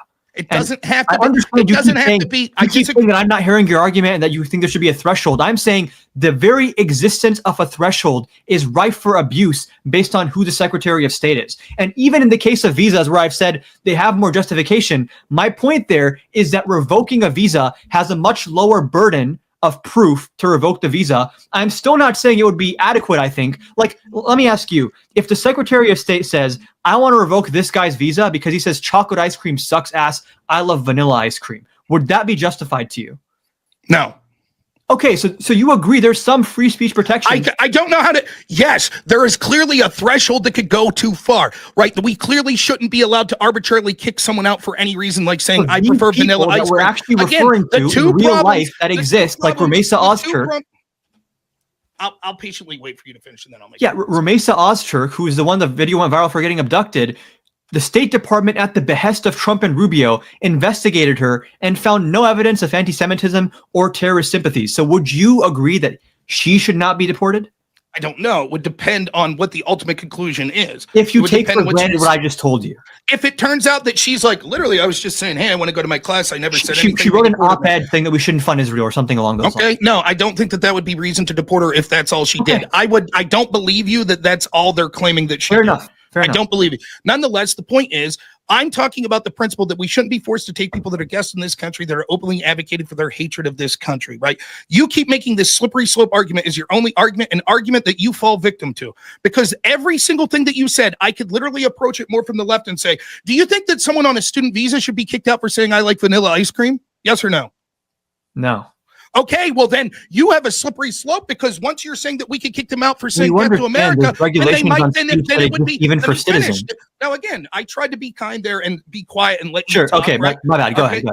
So again, then you fall for that same slippery slope argument, because you're just like, well, then what would stop the Trump administration from saying, well, you criticize Israel, so we're kicking you out for no reason whatsoever, and so therefore we have to not allow the threshold to exist whatsoever, and we can't kick people out for any speech whatsoever. Your answer to this is yes, but the standard of being a visa is a lower standard. There's more reasons that we can kick you out, and there should be stronger protections for a green card. Nonetheless, the same slippery slope argument would apply for the visa holder as it would the green card. You're merely making the argument that there's a stratosphere of green card holders should have more protections. I'm literally making the same argument, except I'm saying the green card holder is more akin to the student visa as opposed to the American citizen. Yeah, the threshold that I'm talking about is a similar threshold that exists for citizens, though. You're talking about a threshold on expressing opinions. I'm talking about the gray area where speech can become incitement to violence, or there's even case law on people providing aid to foreign terrorist organizations, whether that counts as free speech or not. Like, there are some very bright lines when it comes to legitimate national security. The issue that I have, and this actually goes back to how we started this debate, which is that the Trump administration is using these blanket terms of national security and foreign policy to attack civil liberties. And this is one case where that civil liberty is free speech. There's other cases where it's the Fifth Amendment, but do you just not on a macro level see an issue with using these types of justifications to not to say, if you say I want to fund ISIS or I want to destroy America, there's a lot more of a clear risk or call to action there versus someone saying I don't like Israel or even I like Hamas. Right. What I'm saying is I do have a problem with the way that Trump's been applying this, and I think that it's overly being used aggressively to criticize Israel. Unconstitutional? I don't know. It would have to determine what the facts are, because the problem is, my gut feeling is that they're probably going to go to the courts, and the court's going to say you need to have more specific bright lines, and some of these individual people might not meet those bright lines, and therefore they won't be deported. But I think the courts will ultimately rule that they have the right, that these laws that were cited by Rubio you're complaining about in practice are constitutional. Now, what I'm saying here specifically, though, is there's a fundamental disagreement on the principle of whether or not we should say that we aren't forced to allow guests in this country that are openly espousing hatred against the people of this country. What that hatred could be will be argued differently, and the threshold will be argued differently. Can people take that too far? Sure, of course. But I think that the principle should exist, that there is a certain level that we say this doesn't exist or it shouldn't be allowed. You say, well, you're saying the green card holder is more akin to the citizen. I'm just making the opposite argument. They're a guest. They're more akin to the visa holder. That's it. The only disagreement we have here is you're talking about slippery slope, this, that, and the other when it comes to the green card, but not the visa holder. I'm saying that just like you don't apply it to the visa holder, I don't apply that argument to the green card holder. Well, even with the visa holder, I said if they can't get deported for not liking ice cream. I'm saying the Secretary of State. I said the same with the green card holder. No, I understand. The Secretary of State, just statutorily, has more discretion in the revocation of visas than green cards. That's the only point I'm making. I think that I'll be borne out. I think the Supreme Court's going to agree with me more on you than this. Having said that, I still stand by my opening statement and criticism here that I think that I have problems with the fact that the bright line's not being espoused by the Trump administration, and my gut feeling says that I think that this is being used to protect Israel, which I feel is despicable. And furthermore, the last thing I'll say about this, though, is I'm not saying you specifically. I work a lot, and I haven't had a chance to look into a lot of these cases specifically, but I am aware that people constantly say, like with Khalil, all he did was say like, hey, Israel's bad. But then I hear people saying, no, he lied in his visa. He was involved in protests that locked people out of certain buildings. He harassed student Jewish. So I don't know what the truth is on that. So when you say, so just real quick, and I'm certainly you can say what you want about this. I can't dispute you. I'm admitting I haven't looked into the facts. Sure. But when you say about other cases like, oh, this poor girl, it's the same as this Garcia guy, where constantly the people whose agenda is to never remove anyone, they're going to paint every single person that's removed as this angel that did nothing wrong. There's another side of the argument in almost every one of these. Okay. When it comes to Khalil lying on his visa application, this is a completely phony allegation that people are making, because basically he did a very short-term unpaid volunteering role for the UN, and he didn't list it. He didn't list it in his work experience, which why would you list like unpaid volunteering under your job experience on your visa application? That is a supposed lie that he told, where you wouldn't be expected to divulge that unless you're directly asked about it. And then secondly, when it comes to, this is just the agenda of the people that want to bring in all the people and they're going to do whatever. Like, I obviously want to deport people that come in and commit crimes. People that have even come in recently illegally, I want to deport them as well. But regardless, even if you find the most heinous criminal on earth, all I'm arguing is that there are rules and regulations and procedures and processes that are enshrined by our Constitution and our norms in this country, that once you start disobeying them, once you pass that Rubicon, we're in a totally different world now. And the entire macro argument that I'm making about Trump here is that he is using things that might facially seem like, oh, well, national security is important, people can't hate our country, foreign policy is important. He uses these blanket justifications, but the actual actions he is taking under them represent, in my opinion, an existential threat to civil liberties, not just for visa holders, not just for green card holders, but for U.S. citizens as well. It rings hollow to me when we just saw an information that wanted an administration that wanted disinformation panels that was using their agencies and funding NGOs to fight against free speech online, including doing things like censoring me for opinions. Trump is suing like a pollster for a poll he didn't like. I don't care. The glass Why do you just not care when Trump's the one doing it? The reason is because we accepted that the government has the right to do things like this. And when people like me were on the victimhood side of it, we were told, shut up, it's not happening, or if it is happening, it's a good thing. And now as soon as the shoe's on the other foot, it's, oh my God, this is an existential crisis. I agree with you. I think a lot of the Trump speech thing is revolted by like this revenge. Like we were fucked over for so long. Now we have to get them back with the exact same thing they did to us. Again, like also with Harvard, like he's pulling funding that goes to medical research, to one of the top medical research facilities in the country. And one of the demands that the government made to them is that we get to audit your courses and your professors to make sure that you have the right ideological balance. Is that not anti-free speech? No, I think that first off, I think the U.S. government, do you think that the U.S. government, if anytime they fund something, it shouldn't be politically partisan that's skewed to favoring one side and ideology over another? Say it again? Do you think the government, my tax dollar is going to pay, that our government should have a right to make sure that the money that they're financing isn't politically partisan to an extreme level of one side or another? Partisan implies like party, so sure. Yeah. But like when we're talking about like this professor is too liberal for me, that gets into some very dicey territory. The problem is what we can see with all of this government funding, whether it be through not all, but a vast majority of it, when it comes to like USAID, money going to NGOs. God, we should talk about Doge more. Shit. Money going to sort of academia, money going to media outlets like NPR, etc. It's almost all universally going to left-wing ideologues. Like, for example, we saw the head of, was it PBS or NPR? I think it was the head of NPR. She testified in front of Congress the other day, and she said, there's no ideological left-wing splint to NPR. And they were like, 90 out of the 90 people that you employ are registered Democrat and donate to Democrats. And she's lying to us and the American people. Because how many MAGA people are like applying to work at NPR? Let me finish. Right. This idea that we're constantly told like, well, no, there's no evidence. Like, what do you mean that Harvard would be too ideologically favoring the Democrats? It's bullshit. We all know it. You know it and I know it.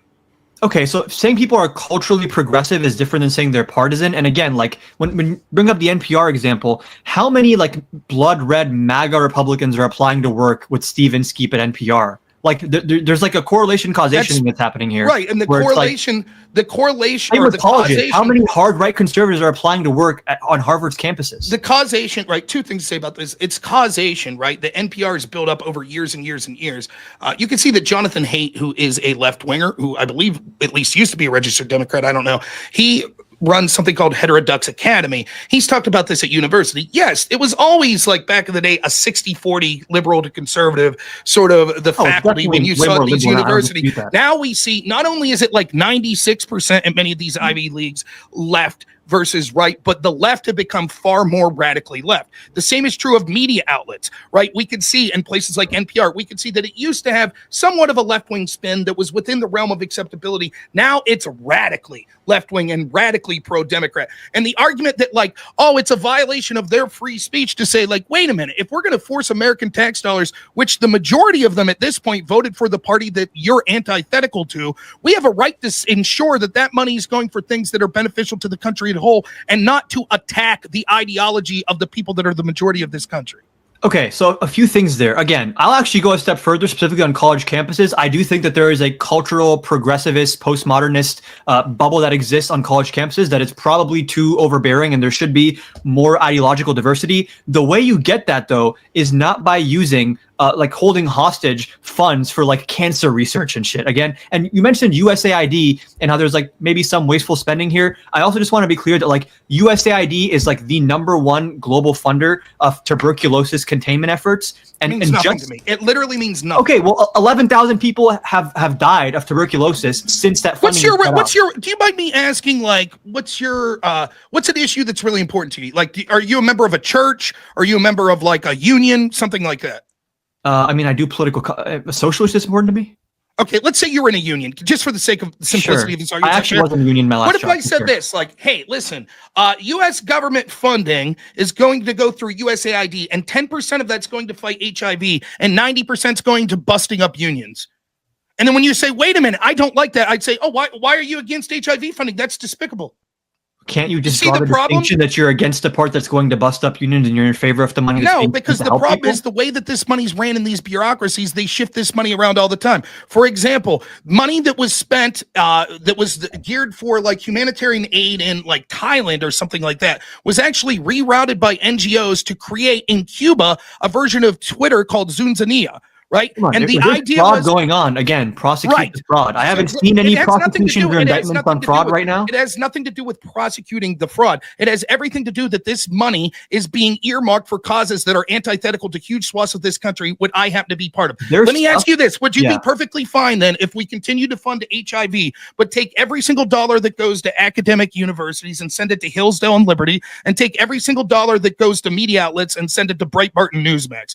Would you say that's okay as long as we're educational HIV? No, because these colleges that we're funding are doing like some of the most cutting edge research in technology and medicine. And I promise you, like Hillsdale is not competing with like Harvard or UMich on like medical technology research. Once we start funding them for years, they may be. No, it's also the talent pool that goes there and the network that exists there. Maybe the talent pool will go there more if it becomes more prestigious because there's more money. Okay, well, we can maybe about that. I'm not against Hillsdale or anything, but when we're talking about using federal funding to try to force, and again, like what is the required ideological split? When Trump says Harvard, you need to be more ideologically diverse. Is it 50-50? Is it 60-40? Like this again just comes down to like it's interesting. The discretion of one man gets to determine who these colleges hire, what they're teaching. He's auditing their course curriculums. Like this is it's an interesting threshold argument. I'll give you my answer: $0 to any university in this country. There's my solution. Okay, these are Marxist breeding grounds. These are Marxist breeding grounds that are creating a tier of citizens that think that I and people that I value most are a blight on this. Please let me finish. Please let me finish. They think that people like me in rural America are a blight. They say that we cling to our guns and Bibles. I no longer want to fund the enemy. They should be forced to lose their tax dollars and live off their billion-dollar endowments that they could continue to fund. Why won't they take their endowment to fund this important cancer research? Why won't they if it's so important? I mean, I don't know what their budgeting is. I can't tell you what they spend all their money on. Well, they have double-digit billions in endowments. Okay. So why aren't they using that for the cancer research? I'm sure some of it is being used for the. Okay, I don't know what their specific endowment is being used for, but sounds good. They'll use their endowment. They're saying like, oh, as long as they have some budget left, like no harm done. Right, because these things are earmarked for different things, and again, it seems like you want to engineer culture through government policy, and I'm talking about that's exactly what the status quo was before Trump, engineering culture through government policy. And were governments preventing colleges from hiring conservatives? No, but they were intentionally funding universities that weren't doing that. Does this policy not have a chilling effect that would prevent Harvard from hiring progressive professors now? Good. That's okay, what the so then status we're quo just saying, is. like, okay, it's a good thing that that's happening. Okay. Well, I think that it'll have I a just think status that's quo. bad. It'll have the policy, hopefully, if it's accepted. By the way, I don't know that. I would have to read specifically. The things I was reading on it, it was like, we want to open up your books and make sure that your admissions policies are no longer violating the Civil Rights Act and things like that. Admissions was part of it. Part of it was also professors and curriculums of what they're teaching, which Right, to me because- is a massive overstep. I don't think so, because I think that we have the right. For example, if there were allegations that federal dollars were going to Hillsdale, which, by the way, they're not. Hillsdale is one of the colleges that doesn't take federal funds. But if there are allegations it was going there and part of their curriculum was white supremacy, do you think our tax dollars should go there? I mean, what are the tax dollars funding? The white supremacy curriculum or like medical research? Doesn't matter. The money's going to be fungible. So if if Hillsdale said, listen, trust us, because we're getting hundreds of millions of dollars from the federal government, we're spending that on everything but the white supremacy stuff. But now our money, we're able to finance into the white supremacy. You'd say that's fine. If they're funding like cutting edge cancer research, then sure, yeah, those people don't have anything to do with the curriculums. I don't think you would think that. I think The you would say medical we should departments not are not even like in the same organization as like the school's curriculum, the people that set the curriculum administrators. So totally I don't think that that's. I think that even if you somehow would make that argument, I don't know you enough. I think that there would be an uproar if there was federal tax dollars that were going to a school. To the curriculum that's teaching white supremacy. I'm unimpressed by this argument because I understand that the money's fungible, and so we should not be we should not be rewarding universities that are preaching hatred and training Marxists that are antithetical to my way of life. I should not be forced to fund that because, trust us, dude, that money's only going to cancer research. That's the same argument. And by the way, how would we know that's true if the government's not allowed to look into it? They can look into it, sure. Okay, so you have no problem with Trump saying, like, we want to look into everything that's happening in this cancer research I have no problem with government audits, but Trump seems to have a problem with it because he fired all these inspectors general when he came into office who were actually identifying like $93 billion in waste. Next question. Are you 100% positive that the money Harvard's getting is only going to cancer research? I couldn't say it with like 100% certainty, no. I would say that there's probably a near 100% certainty. I actually believe $7 billion of the $9 billion goes to cancer research. Okay, so then $2 billion is going to other stuff. What's that going to?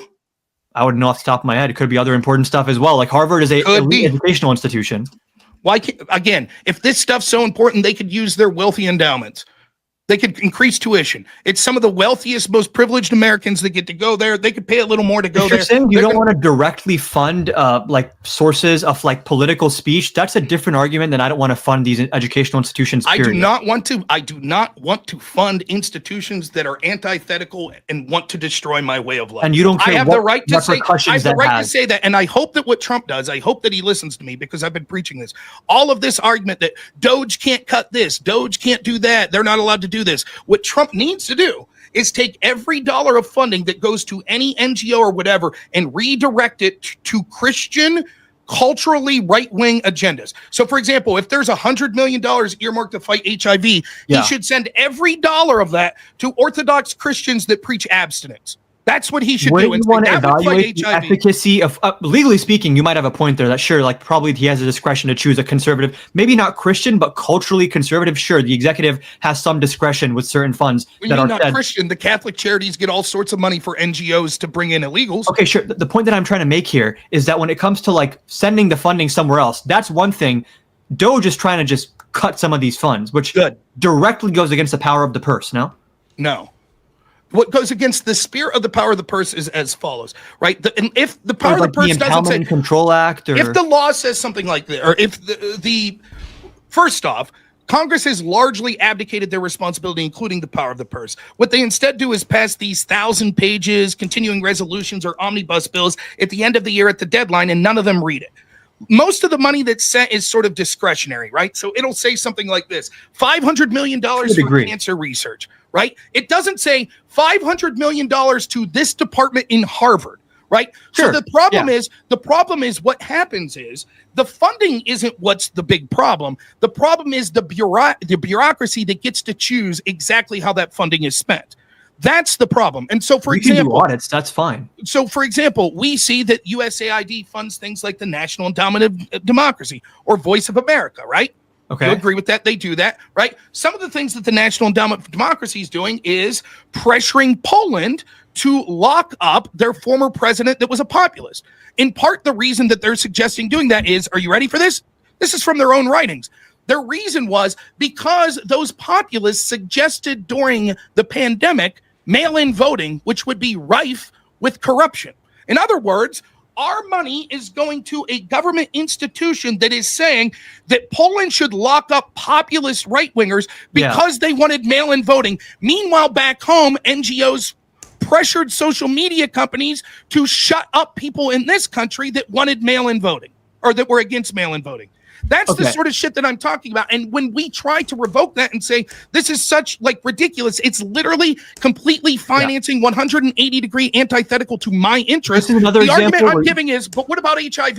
What about cancer research? Okay. I'm sorry, I'm not persuaded. This is another example where you can list specific expenditures of the U.S. government that I would agree with you are dumb. Like I think one was like DEI in Serbia. That's obviously dumb. I'm not saying there's no waste here. But again, I don't believe the Trump administration is even addressing waste in good faith, because the first thing Trump did when he came into office is illegally firing the inspectors general. And the inspectors general in 2023 alone identified $93 billion in waste, which is more than Musk has identified so far. And again, it's what was illegal about the firing? That he was supposed to give 30 days? 30-day notice to Congress. Yeah, I don't give a shit. Okay, so then a lot of what you're saying is like, this might be against rule of law or illegal, but like, who really gives a fuck? Okay, fair enough. At least you're honest about that. I think but that's I mean, okay. on the grand scheme of things, he's totally allowed to fire him. He just had to give him 30 days. Sure, with cause, I'm pretty sure as well. Is there any by the way, but he didn't even replace them. So it's like, what was the point of this? Well, because he felt that person wasn't doing their job and articulating waste. Why didn't he fire them with cause or like investigate their performance? People are losing government jobs that are like top performers in their agencies. I don't care, right? A lot of again, I'll go back to the debt spending. The debt spending was unsustainable. We, for years, have had this debt spiraling out of control. Change the budget, not on the executive branch to fire people. Please, let me finish. So we've had this spiraling out of control. And then when we finally get someone in there, it's like, this shit needs to stop. We need to do something. People go, oh, there were other ways to do it. We could have did this and that. No, the truth is the people in the status quo in the Republican and the Democratic Party were going to continue this massive out of control spending, which would have led to things like inflation, which directly hurts the poor and working class. You're not arguing for law and order if you're supporting Democrats, because they've been more blatant violations of law and order, including pressuring social media companies to censor over the course people of this conversation. I have not blindly defended a single Democrat, whereas every time I've brought an instance to you of Trump breaking the law, you're like, who really gives a fuck? I don't like the libs. That's not true, right? I've talked about when there were things that I thought that were warranted that maybe were against the law, or that I thought were directionally. True. But again, if you remember the topic of this debate, and I know we've run afoul, which I don't give a shit because I've had a lot of fun, and I hope that Jake and the audience has enjoyed it as well. But the original topic of whether or not Trump's been a success, a little unfair to me because we seem to be talking topics that are more skewed to criticisms of Trump, but no problem. But again, if you go back to that idea, if it's comparative to previous things,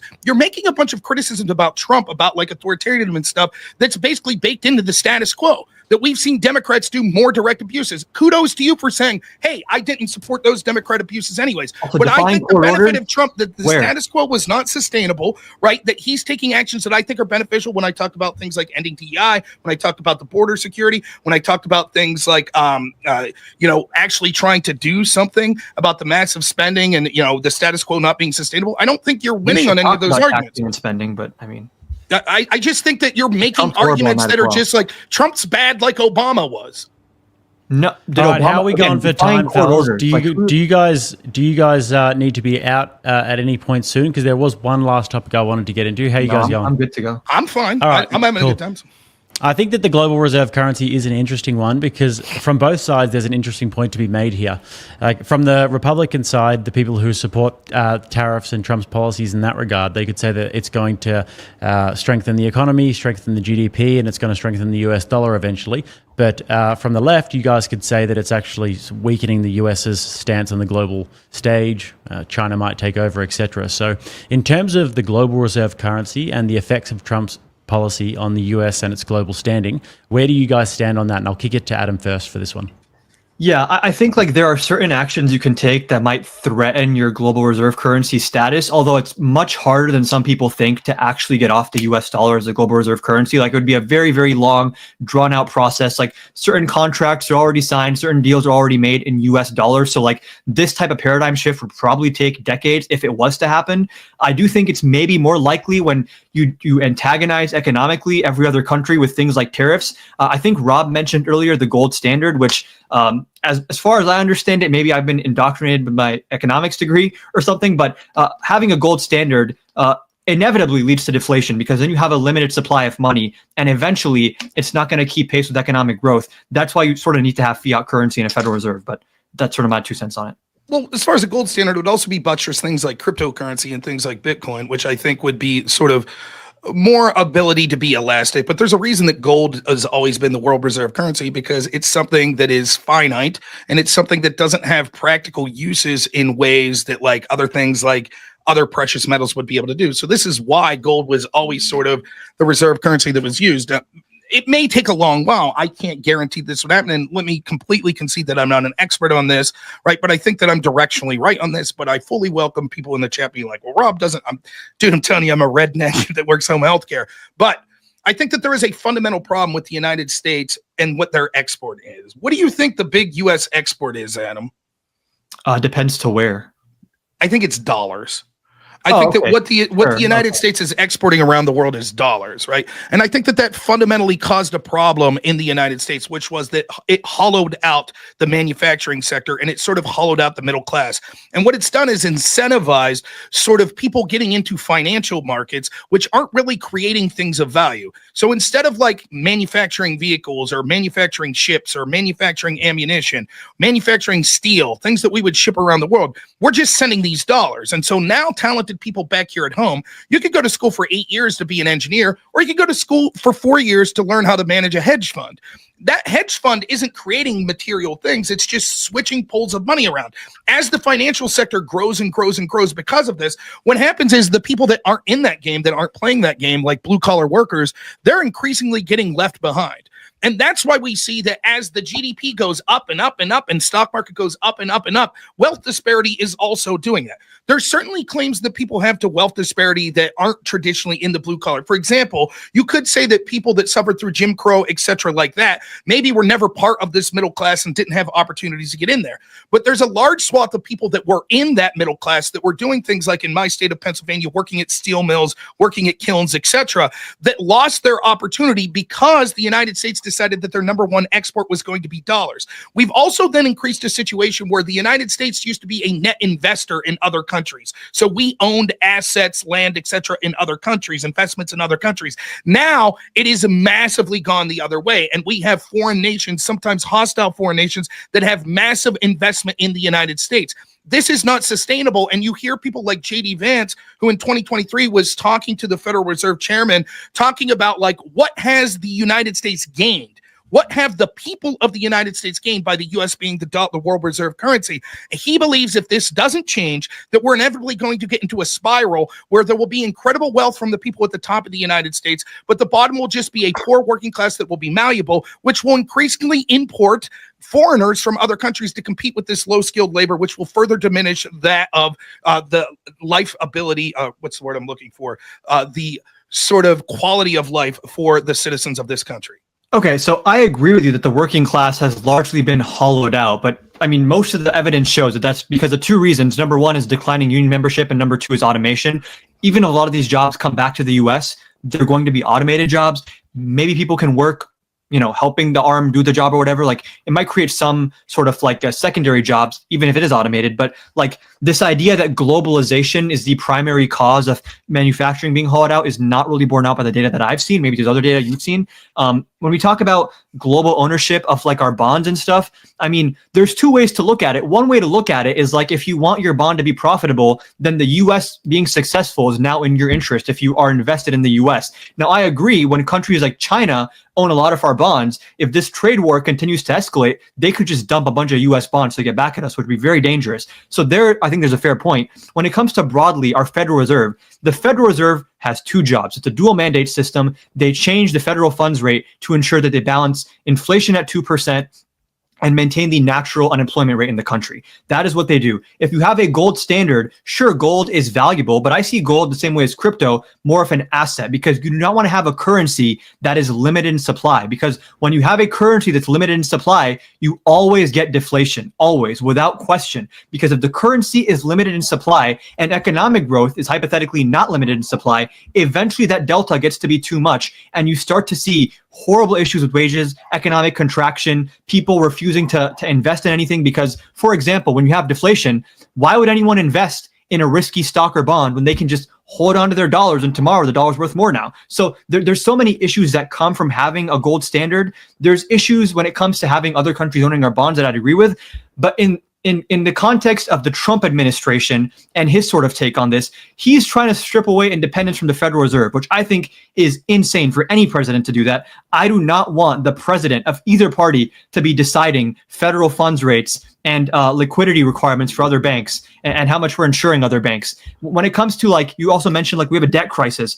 That is true. Part of the way you address that is to raise taxes and bring in more revenues. And then if you spend government money in productive ways like infrastructure, it actually boosts our GDP. So in some cases, taxing more and spending more in specific cases actually improves our debt to GDP ratio. What Trump is doing right now is he's cutting some of the most efficient parts of our government. The inspectors general, the ROI on that is for every $1 you spend, you get 26 back. The IRS, every $1 you spend, you get $7 back. And Trump is targeting these agencies. The IRS has already predicted that because of Trump's cuts to the IRS, purely because they can't audit enough people, we're going to lose $500 billion in revenue, not by cutting taxes or raising taxes, just based on IRS tax enforcement. So I think overall, monetary policy and fiscal policy, the Trump administration is completely incoherent. And also just antagonizing other countries with these tariffs does not put us in a great situation going forward in terms of other countries wanting to work with us instead of China.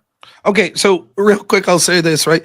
I think that the idea, like, there are certain problems that would happen with a fiat currency versus a stable currency that's backed by something. So, of course, there's going to be this constant inflation versus deflation. I could talk about the horrors of inflation, much of which is disproportionately harming the poor and working class that we saw during the Biden administration, where depending on the metrics you use, sometimes year over year was about 12%.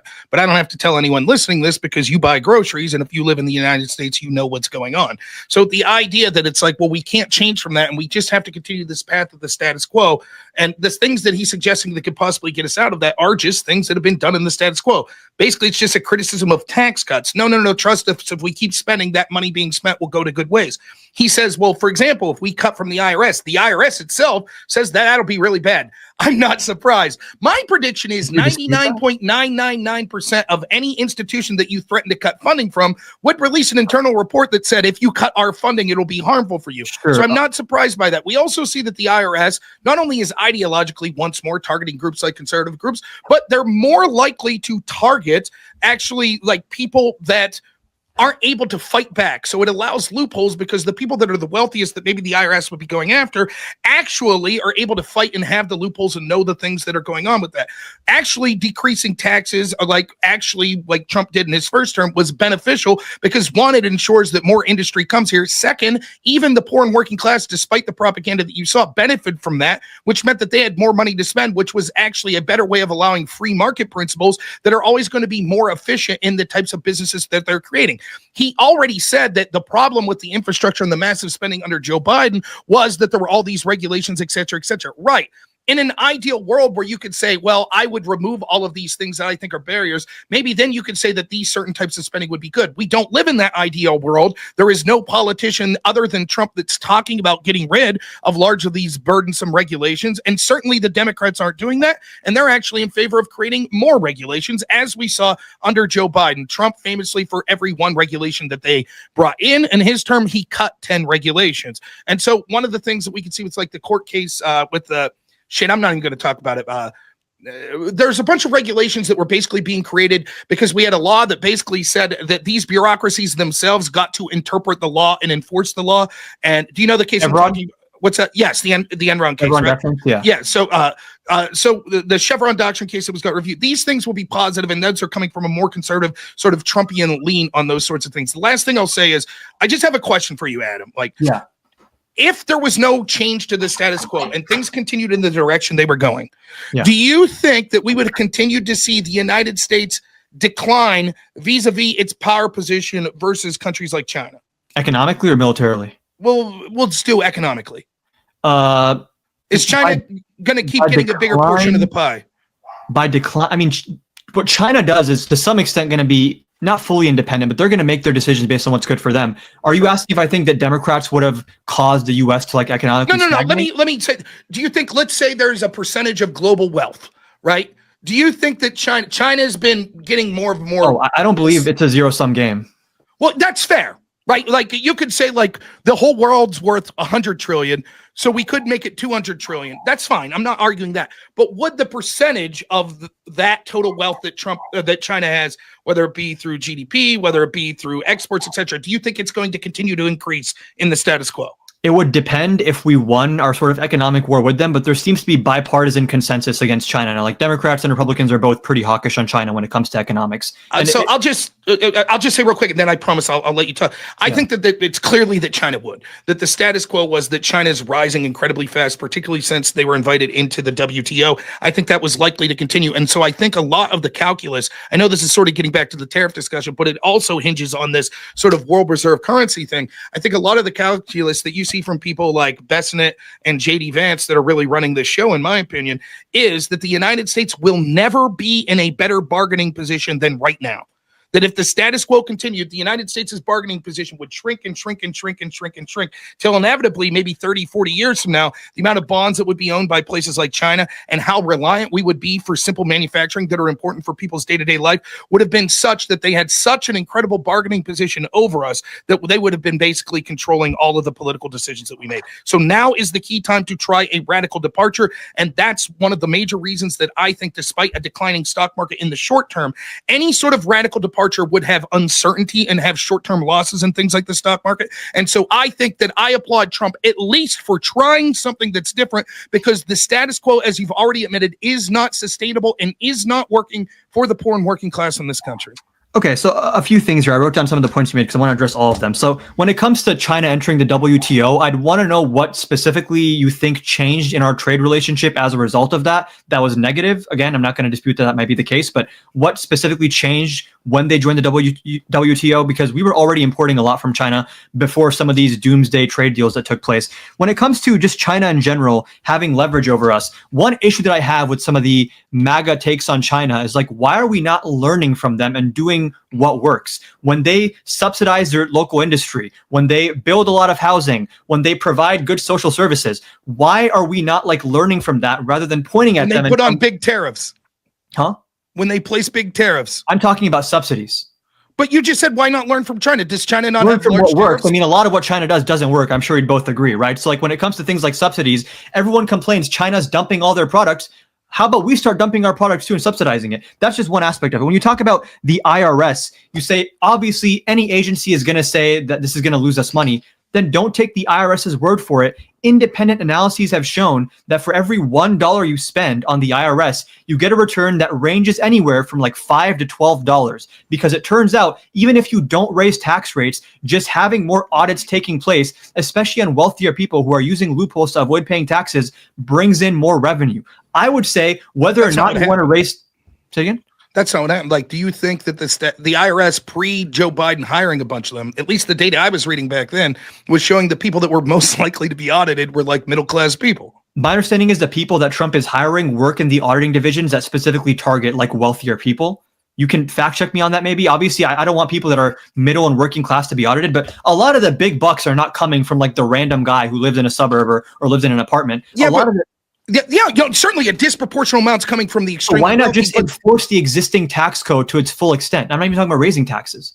It brings in revenue.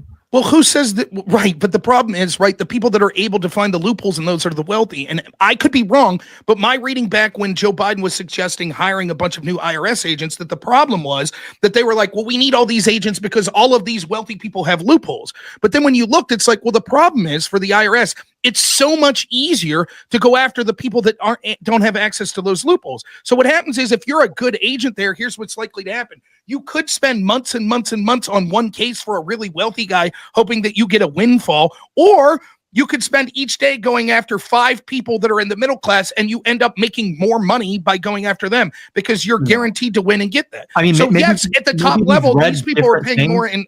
They're paying more in taxes at the top level. That's certainly true. But when it comes to the need for an auditor, I don't think that those auditors are doing a great job going after the people at the top. Maybe you've seen different numbers than I've seen, but every single independent analysis I've seen is that when you give the IRS more funding, they go after the biggest sources of money to bring in the most money. If you want to say there's different facts in that, people can Google that and figure it out itself. There's extensively researched the returns in funding the IRS. When we talk about also, the reason I oppose tax cuts is because anytime you talk about cutting taxes, the ultimate question is is this $1 of tax cuts better spent in the public sector or the private sector? And we have numbers on this from the Committee for Responsible Federal Budget. And also, this is just basic economics. There's something called a multiplier in economics, right? If you cut taxes, for every $1 in taxes, the multiplier is how much does that affect GDP? Same with government spending. When you look at things like corporate tax cuts, the highest end multiplier on corporate tax cuts, meaning for every $1 you spend on it, how much economic growth do you get, is 0.4. So every $1 you spend on corporate tax cuts, you get 40 cents of economic growth. Switch that over to infrastructure spending, 0.4 is the low end of the estimate, and the high end is 2.2x. I don't believe that. I think those numbers are fraudulent. Sure. Anyone here who studied macroeconomics can tell you this isn't just like an empirical question. But wait a minute. You just said when we talk I can explain why that's the case. But I just real quick, because you seem to have contradicted something you said earlier. When I brought up, for example, the Biden infrastructure bill, the $47 billion on the road, you're like, well, the problem with that was regulation. But presumably the studies you're talking about are already factoring in those regulations. Yeah, it's high impact when you're shovel ready and you're actually building it. That's when when's the last time that happened? Because hold on, that's when the money is being spent. Right now, a lot of that money is in limbo. It's not even being spent. It hasn't been divvied out to the states. Right. So what happens is a lot of times what happens, like, did you hear, who was it, Ezra Klein, that was talking about Jon Stewart about this rural broadband? Yeah, did you see that? When you said earlier Democrats aren't moving towards this, I disagree, because Ezra Klein is picking up a lot of steam with the Democratic establishment when it comes to supply side, more like funding and getting rid of regulations. So the problem is the way the Democrats have set it up with these regulations, it's not just that Ezra is saying, yep, this big pool of money is still waiting there. He's talking about millions being spent at every step that accomplish nothing. No, he's talking about the hurdles you have to jump through in terms of approvals from different interest groups. But didn't he also talk about the millions that were being spent every step of the way while that's occurring? On the regulation. Correct. So the idea that it's like, well, if we would does that discredit the idea of infrastructure, though? Yeah, it discredits the way of infrastructure being spent and being shovel ready in the way you're talking. If we just say, the problem would be solved if we just spend $100 billion on building roads and bridges. But the problem is when we spend that money, we don't get any roads or bridges for 10 years. How's that stimulating America has the capacity to be like leading in the world in terms of our roads and bridges and port internet access. Why aren't they? We spend tons of money on it. Way too much regulatory oversight, not just on private sector. The government over-regulates itself in terms of getting approvals for permits and building and having to go through a million different hurdles where the state government, local government, federal government are working together to draw these maps. I totally agree. That's why I don't believe the data that says actually, as it is, the spending as we do it right now is so much more prudent. No, what it's saying is once that actually processes through all of these hurdles, let's actually process that and get to that point, and that's much more. Okay, let's say, for example, that these hurdles didn't exist and it was easy to build. The entire idea here is that when you cut taxes, you have no way of knowing how many of those dollars are actually going to be spent versus saved versus repatriated somewhere else. When the government spends money on infrastructure, you know for a fact they're going to hire contractors. Those contractors then have to buy materials. There's always going to be a greater multiplier on government spending than on tax cuts, because government spending is inherently going to be accomplishing a certain goal in the immediate, whereas tax cuts can be saved. Let's test that. How'd the PPP loans do? How'd the stimmy checks do? What do you mean, how'd they do? They boosted How'd they demand? do? That was government spending, so that must have been a massive boon, correct? They boosted aggregate demand, sure. Okay, so what really happened was there was like hundreds of billions of dollars of fraud. Okay. And it led to one of the largest, real quick, it led to one of the largest transfers of wealth from the poor and working class to the upper class that we've seen in decades. That's what happened. Checks? What's that? The PPP loans. In general, the amount of government spending that occurred during the lockdown. Like you have to draw a distinction between the stimulus checks and the loans to big businesses, though. Well, the loans weren't just to big businesses, were they? And again, if fraud took place, I think we're on the same team here. Prosecute the fraud. Like you're ignoring it, but you're sort of advocating from this utopian's perspective when you're like, yeah. I'm advocating from a reformist perspective. For example, you say, sure. China, utopia, they build stuff all the time.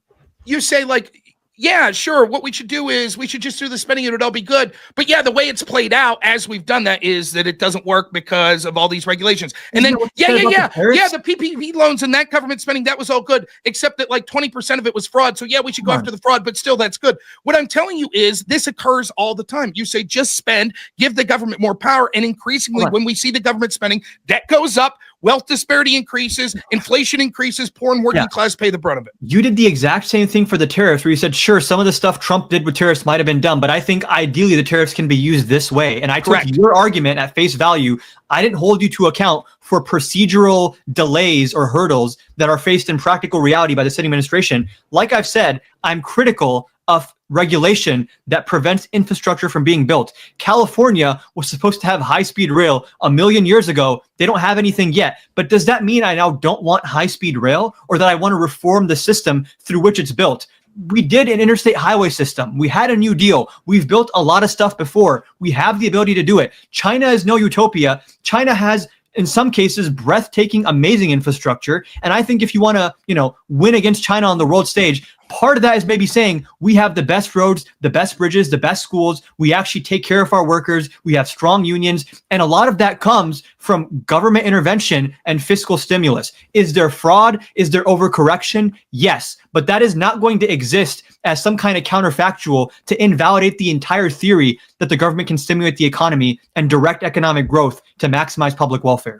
So I disagree. One, I think that we could, with the insane amount of growth that we've had with the government, and the problem is we have you correct me if I'm wrong, I believe we have the largest government when it comes to people that are employed in the history of the world. I'm pretty sure. Is that true? Yeah. It is blown out of proportion. It's a similar problem you see at universities, where as more and more spending gets put into it, what happens is it's not that they're hiring more professors, it's they're hiring more administrators. I agree. We have a bureaucracy problem in the country broadly, corporate and public. So what happens is, we have to look at how things apply practically. When you say, well, look, you said that about tariffs, I don't like some of the way they're applying. What I'm saying is certainly there's room to criticism. If these tariffs would go into effect, or even the way they're being suggested, we could talk about the pros and cons of it. I think that it's better than the status quo, though, because I've seen the status quo as a failure, and you concede we have no idea what the outcome of Trump's tariff plan will be. I think that it'll end up slightly better for the United States because there will be negotiated deals. I would bet money that it wouldn't, but I don't know. We'll see. I don't think it'll be as good as Trump's saying, but I think it'll be. But I'm not sitting here with 100% confidence, but I applaud him for trying something because I think the status quo wasn't. When I'm talking about the sort of spendings you're talking about, we're not talking about hypothetical. We're talking about, okay, these sorts of things have been occurring year after year after year. We spend more and more money, our government, including on things like infrastructure, and we can see the results. When we actually spend it, we do great. The results aren't panning out the way. So if you're saying, no, I'm cheering for a politician that wasn't and didn't have a chance to win, and this is the politician that I want, and here are the proposed regulations, that's fine. You could make those sorts of arguments. I think that what we see, though, there is a proclivity amongst government that the more you spend, it becomes self-fulfilling and self-grows, and that means that it's going to have more and more money, more and more regulations. Yes, things were different in the 50s with the interstate highway system. We can't even build high-speed rail now, and it's going to take radical change. And from a departure of a Democratic Party that wants to spend more, the best chance of infrastructure spending that would be useful would be under a Trump-type presidency that are doing what I've said. Josh Shapiro was able to rebuild some bridge or some shit in 2 weeks because he went over all the regulatory hurdles and declared an emergency. So there are case studies. And again, even with the infrastructure bill, one of the freeways that I drive very frequently on my way to boxing practice was repaved 2 years ago. It is now the smoothest freeway anywhere near me. That's anecdotal, sure, but I'm saying But do you understand what I'm saying? I'm not suggesting don't build roads. I'm suggesting when you say the alternative to cutting taxes is building roads, that's the alternative that I would like to see is reforming government, reforming bureaucracy. And again, even when you talk about, I agree, there's bureaucracy in academia, in the corporate world, and in the government. But Trump is not going in with some fine-tooth comb to figure out who's doing important work and who isn't. He is sometimes firing the people that oversee our nuclear stockpiles. He's firing people that are administering treatment for tuberculosis, and 11,000 people have died in the time since it's been paused. So you bring up valid procedural issues, but then the solution given is instead of a scalpel, let's use a chainsaw or a hammer, run it over with a bulldozer. It's the oldest argument in the book. No one does anything for decades. The problem gets exacerbated, and then when someone comes in and says we're at an emergency, we have to make radical change, these people say, oh, we would have done it with a scalpel. No, they wouldn't have. Thank God that Trump's at least trying to have radical change. Will that result in some things being terminated that were actually net beneficial? Sure, but the alternative is worse, and we don't have time to sit here and go, let's go through every program with the scalpel. We don't have time. The debt is spiraling out of control. People, the working class in this country are suffering. The United States is going to continue. The United States is going to continue to lose its bargaining chip. No, instead of raising revenue, I think we should cut spending. Yeah, but that's going to decrease the deficit. But the debt is like, how do we pay that down? We have to raise revenue for that, don't we? Well, if we cut spending, then a bigger proportion of the revenue we had would go to paying down the debt. Okay, but like realistically with the numbers we're talking about, especially when the Republican budget is going to have like a $4 trillion or $5 trillion deficit added. So I'm sure you would probably say they should at least be cutting more than what they're cutting in the current plan. Valid criticism of the Republicans, absolutely. They always talk about being fiscally responsible and then spend out the wazoo. Yep. Okay, so my question to you, I guess, is we probably just have like a very fundamental disagreement on like basic economics. Like, do you support, like, you said you care about income inequality. Am I incorrect in hearing that from you? Yes, I think it's something that should be addressed. Do you think we should cut corporate tax rates or like income taxes in the top brackets, like people making over 600K as individuals? I'll be honest. Like, I have to think about it heavily. I am not predisposed. I'm more now in favor of sort of a progressive tax rate than I would have been 5 years ago, where I was more libertarian adjacent, right? Okay. So I'm definitely open to that, right? I think that one of the things you said has some truth that rang to it. Was like, it's not even a matter of creating new taxes. It might be a matter of enforcing laws that are on the books and sort of closing sorts of loopholes that occur. I think that probably we'd be better with a different tax system altogether, maybe eliminating the income tax.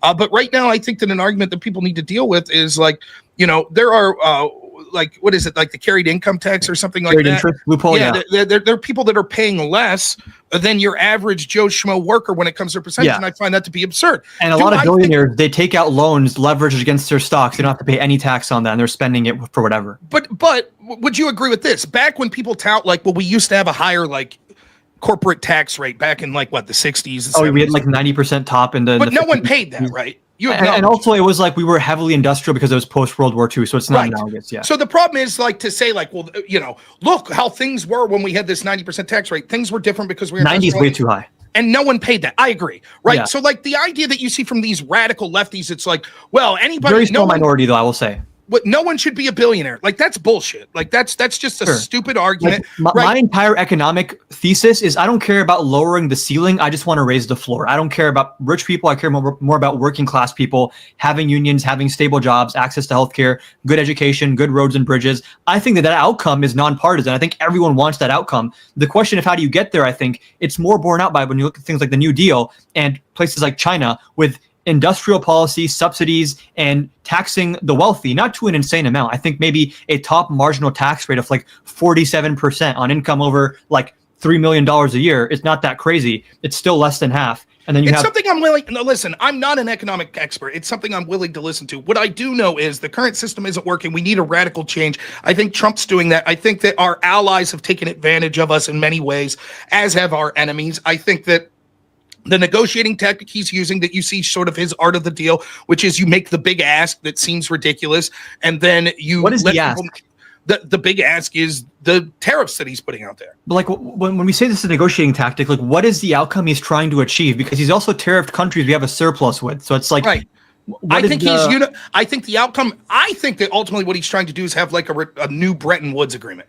I think that he's sort of posturing like we're willing to tariff the shit out of everyone, and we're going to claim the reason is we want like a zero trade deficit. That's the reason, not just with particular countries, but around the world. So would he be okay with like we have a 5% deficit with Canada, but a 5% surplus with UK? Maybe, right? But I think ultimately the goal that he's trying to issue is go way further with tariffs than he actually want.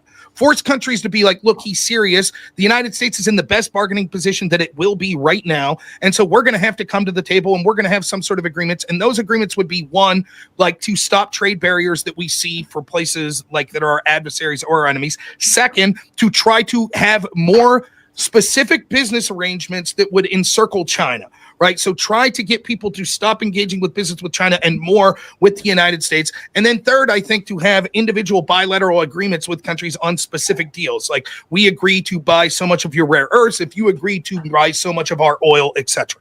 That's what I think ultimately his goal is. Okay, just on a quick note, I think multilateral trade is typically better than bilateral trade, but some of the main points you brought up, like specifically like trade deficits are not inherently a bad thing. Like we have trade deficits sometimes with very poor countries that just produce stuff that we consume because we're a richer country. I agree with that. We consume more stuff. I have a trade deficit with my local grocery store because I buy from them. They don't buy from me. It can be an issue again, with places like China when there's national security involved. But as a broad economic matter, trade deficits are not inherently bad. When we talk about, can I say real quick? I don't disagree with that, but I'm saying that's Trump's starting negotiation position. He's saying that, right? Okay. So if you're if you're Australia, might you not be thinking like, holy shit, even though there's a surplus, which I'm taking your word for that, but I think that sounds right, Yeah. that the United States has a surplus with Australia. You're like, what the hell is this 10% tariff about? Their explanation is one of two things. This guy's just fucking insane, or he's trying to have a zero trade deficit around the world, right? And if that means that, okay, wouldn't he give preferential treatment to countries like Australia and the UK instead of treating them with the same amount of tariff as countries that we have a deficit with? He probably would eventually, but I think that his starting negotiation tactic would be, we'll be even willing to go after you, so we need better deals. That just seems like there's no rhyme or reason behind the tariffs, and it lends credibility to the point that tariffs are actually the end goal, and we have this external revenue service. And but I want to address the other 2 points you brought up. When we talk about this new Bretton Woods agreement, one thing that I worry about a lot with Trump's administration is other countries are not going to trust us anymore, because how many deals has Trump ripped up, including the USMCA that he himself negotiated in his first term? Now he's trying to get another Iran nuclear deal after ripping up Obama's, where it's like, why would any country want to agree to an economic Bretton Woods arrangement with us when they're like, okay, if he wakes up on the wrong side of the bed tomorrow, this deal is just off. We have to constantly be afraid looking at Truth Social to see what Trump is tweeting out at like 3 a.m. about whether or not he likes us. And like, again, we already talked about this, like with the predictability. There certainly is a valid criticism that with a lack of predictability, both businesses and countries might be less likely to invest. But I think that there's advantages to the lack of that predictability as well. Like, for example, take foreign policy-wise economics out of it. Do you think there was potentially an advantage that would stop Russia from invading Ukraine while Trump was there, because they're like, this guy might be unhinged? I don't think so, no. I certainly think. I think that our enemies fear, maybe what the Democrats say about Putin or something, or maybe. And I want a president. I don't want a president that would nuke him, but I want a president that our enemies fear. Like, look, we better toe the line because we don't know what this guy would do. This is like, what is it called? Like the madman theory of global politics. I think Nixon also tried to do this as well.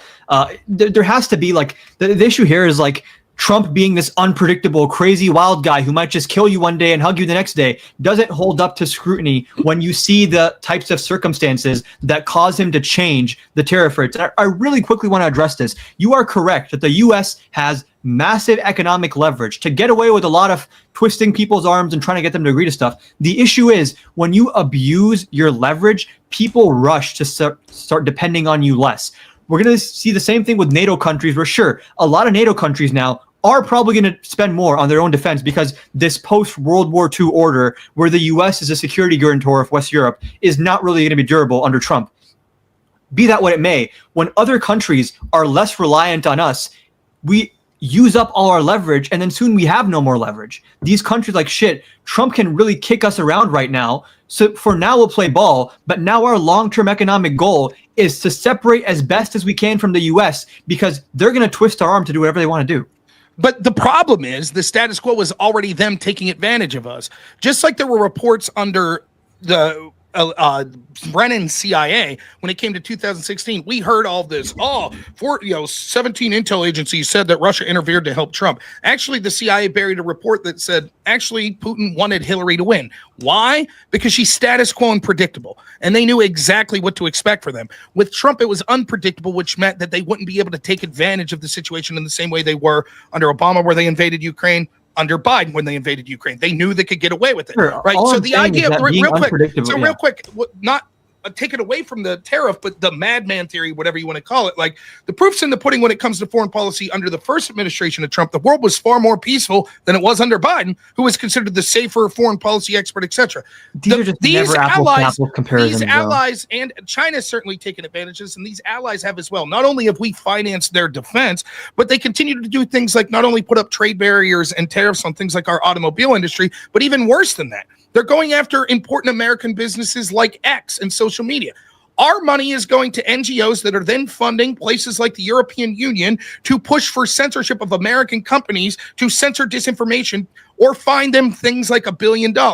if these groups refuse to do that, then these U.S. companies refuse to do that, then what happens is they'll either be fined into oblivion or they'll be forced to remove access to those world markets, which will ensure that a competitor from another country will swallow them up. So the idea that it's like, well, they'll eventually move away from us and not rely, that would be preferable to an advantage where to a situation where they're intentionally taking advantage of our weakness.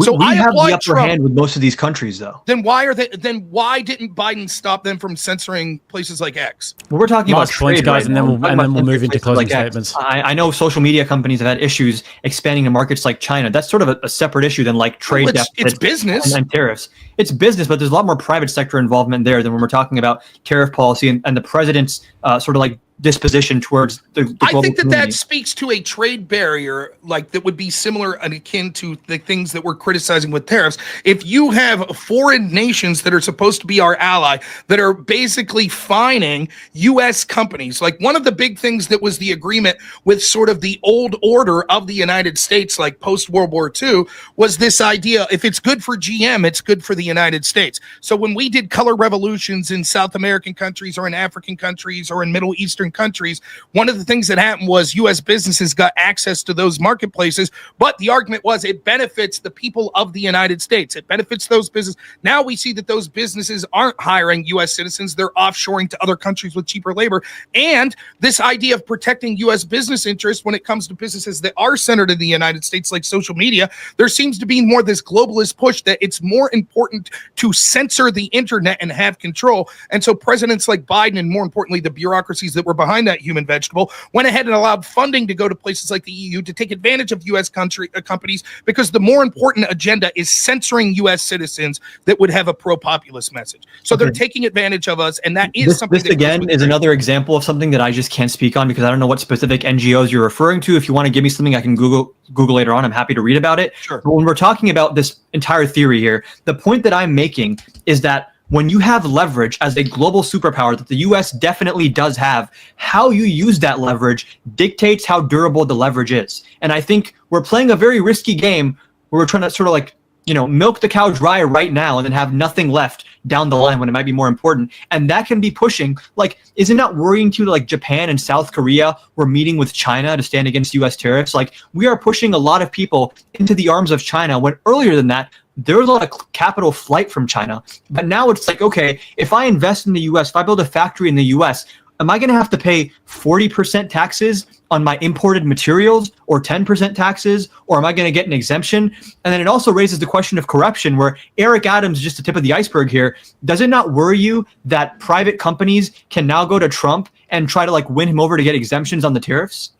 All right, last point here, Rob, and then we're going to move into closings. It certainly would be a possibility, but that possibility could be the same on anything. Certain companies could have went the opposite way and petitioned Biden for subsidies, or petitioned Biden for Biden doesn't have unilateral authority for subsidies, though. That's Congress, and Trump is unilaterally putting in tariffs. Well, did Biden unilaterally put in tariffs against China? Electric car stuff, you ramped it up. Okay, so then the same thing would have been the interest of the status quo. We also saw that, like, the way that, again, it's not just Congress. You're right that Congress has the power of the purse with something like subsidies, but the devil's in the details of how it goes. So we saw that Obama allies like Solyndra were getting these subsidies that then walked away with hundreds of millions of dollars without producing one electric car. So this was also baked into the status quo. Like, yes, I think you have a point on the predictability of this, but I think that because we both agreed that the status quo was not sustainable, and there were no politicians that were coming, certainly not Kamala Harris, certainly not Joe Biden, certainly not George W. Bush, that were doing anything to radically shake up the status quo, and the bargaining position of the United States is at its highest point that it will be right now, that now is the time for a radical change. If this radical change, if Trump would try to slow walk it and just have slow incremental change, he would have to ensure that people that share his vision would win in perpetuity for like the next 15 to 20 years, because as soon as we get a globalist back in there, like a Joe Biden, or more importantly, the bureaucrats that are running it, they don't give a shit, as they've shown for decades, about the working class in the United States, and they would have went back to the old order. So he needs to make radical change now, get these deals enshrined. Will it work? I don't know. I think it'll not be as good as he says, but it'll be better than we had in the status quo, which still, unfortunately, I don't think will be enough to save us in the long run. But it could be the start of radical change that would lead to that. And I think once you can see that the status quo is not sustainable, I applaud you for agreeing with that and having other ideas on how to fix that. But I don't think that there was any politician that was on the horizon that was doing that. So when we ask, Is the Trump administration a success? I say yes, because at least they have highlighted that point when it comes to this, and they're trying some radical change. And who knows, one of us might look foolish 2 years from now when we look back and we say, how did that work? Were there trade negotiations? My guess is we'll both say we were right, because there'll be some form of trade negotiation. You'll say, well, that negotiation actually wasn't much better than the deal we had. No, and I'll say, bullshit, it was great. And then you'll both be sitting in CCOT and you'll be like, damn, Adam, you were right about that. Well, guys, I'll schedule the debate for 2027, the rematch, Rob and Adam. Guys, this has been an absolutely fascinating debate for me to listen to, and the chat has been absolutely on fire tonight. You guys have both been on fire as well. I appreciate the good faith debate. You guys handled the interruptions really well and everything. So yeah, that was fantastic. I really enjoyed that. In the chat, guys, we've got a poll going, which is, has Trump's term been successful? We did a poll at the start as well. So after this, after the closing statements, I'm going to let you guys know the results of both of those polls. We have got about 8 super chats, I think, to go until we hit that goal. So if you guys want to help hit the goal, you can. Appreciate all of the Griff support tonight. That's been great. So Adam, normally we keep it about 2 minutes or so, but you can go a little bit over if you need closing statements. Adam, go for it. Sure. So I would say overall, when it comes to the second Trump term, obviously a lot is still an unknown. It's only been a few months, so there's going to be a lot more to talk about as time goes on. Based on what we've seen so far, I think that the number one issue that I have with this administration is the erosion of civil liberties. It's pushing the envelope little by little forward, saying like, okay, this specific person doesn't get Fifth Amendment rights, this specific person doesn't get First Amendment rights, and it becomes a slippery slope where eventually we have situations where, again, like I asked Rob about this earlier, under the Trump administration's stated position, there is absolutely nothing preventing them from sending a U.S. citizen to a foreign prison as long as they can do it before a judge finds out, because then it's just foreign policy and the judge can't do anything. Are there instances of administrations in the past abusing their power? Absolutely. Should we have held them accountable? Absolutely. Is that the exact same apples to apples comparison as Trump willfully, knowing he's breaking the law, knowing he's defying the courts, doing something? No, because I think that indicates an authoritarian disposition in how Trump views government. Trump does not like to take no for an answer. When he wants to get something done, he will pull every string at his disposal to get it done. Some people might say that's super effective governance. I would call that more so antithetical to the country and what we stand for. Same goes for the First Amendment. I think if you're on a green card, you should be able to say, I hate America, I hate Israel, I love Israel, whatever you want to say, if you have legal permanent status. And even if you have a visa, maybe if you're calling for something where you can prove in court this is a threat to national security, fine. But even there, I think once you start saying certain people don't have the access to political speech, you've opened a Rubicon, you've opened a Pandora's box that I think is very worrisome. The current regulations that we have on speech are specifically pertaining to other crimes like conspiracy or specifically calling for violence. That is an entirely different category in my eyes than regulating political speech and opinion, which to me is something we should never, ever be touching. When it comes to trade and Trump using American foreign policy might, when it comes to not just China, but also other countries and other groups like the EU. I think it's true that America does have a lot of leverage, a lot of power, but what we do with that leverage and power influences how much of it we're going to have going forward. And Trump, to me, it's like he's trying to cash out on everything right now. The US president has a very wide margin of error for the mistakes they can make because we do have a massive economy, a massive military, a massive influence on the world stage. So there is some margin of error of mistakes you can make before it's catastrophic. And it seems to me like Trump is trying to use up that entire margin, use to the full extent possible the leverage that the US has economically, militarily. We're talking about possibly war with Iran, which I'd be against. He said he's going to strike Iran if they don't do a nuclear deal with us, which I think is insane. So sort of across the board, and I know we didn't get to talk about foreign policy a lot, but across the board, I think what Trump represents is antithetical to our Constitution, to what it means to be an American president, to our basic checks and balances, power of the purse, judicial review. And I think also, even if you put aside the abuses of power and the blatant corruption in the case of Eric Adams, the actual ideas are not very good either. And in many cases, he doesn't even know what the ideas are because depending on which advisor he spoke to most recently, the entire rationale is going to flip on a dime. All right, so Rob, we're going to go to your closings and then we're going to read some super chats and look at the results of the poll. Just on an idea of success, if we're comparative to the previous administration, the idea that he's talking to different advisors, I guess, is better than not being able to talk like the human vegetable that was there beforehand. But anyway, so in that, we're obviously doing better and successful compared to the previous administration on that fact. Real quick to answer this corruption stuff, I think that the problem that he's not really illustrating is we had all of these problems and more when it came to corruption in previous administrations, including the execution of an American citizen, which is worse on all levels than sending a suspected MS-13 person who already had a deportation order, who was sent back to his country of origin, and a judge that a Supreme Court ruled didn't have jurisdiction said, turn that plane around right now, and they didn't turn the plane around. It's a joke. They're making this a bigger deal than what it was, and I'm guessing that Adam, I don't know if he was streaming back then, but I'm guessing that he wasn't out there raising all of the concerns of civil rights on channels like this and on panels like this when we saw this going from other, maybe you're too young, I don't know. The three things that I think that Trump was a success that I talked about at the beginning, I think we win all of those. I think the border went uncontested.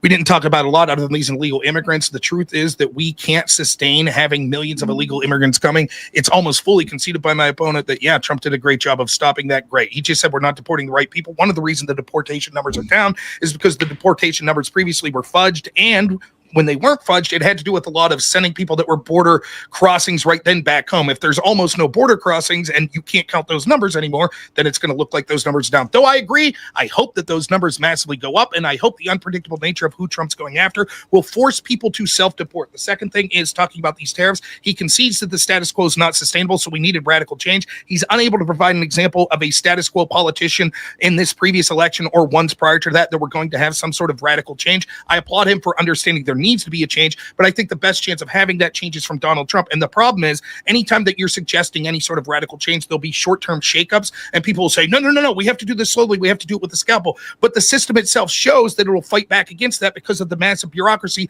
that likes the status quo and the massive wealth disparity and the continuing power for the elites in this country and the bureaucrats in this country. So for those reasons, I think that it'll play off that these tariffs are an effective negotiating strategy and will at least have some benefit. But even if it doesn't occur, at least when the iron was hot, when it was necessary, when it was no longer sustainable through debt and through wealth disparity and the manufacturing sector being hollowed out and having to rely on hostile countries like China for these things, Trump tied his best when the iron was hot in doing that. The last thing I'll say is it's good because we've gone against all these DEI people, all these lefties, all these progressives, exposed the Democrats for who they really are, which is why they're so unpopular right now. And the big part of that is we've gone against the bureaucracy. He talks about what's antithetical to the United States. Want to know what the founding fathers would be appalled by? The massive bureaucratic state that was actually running the country. The lawfare that was against duly elected people like Donald Trump. That's the sort of things that they would have been outraged by. So I'm not saying that you can't nitpick and say Trump should have turned that plane around. That's a threat to our constitutional order. But when the alternative was that this constitutional order was actually just bureaucrats that overran it and were hiding behind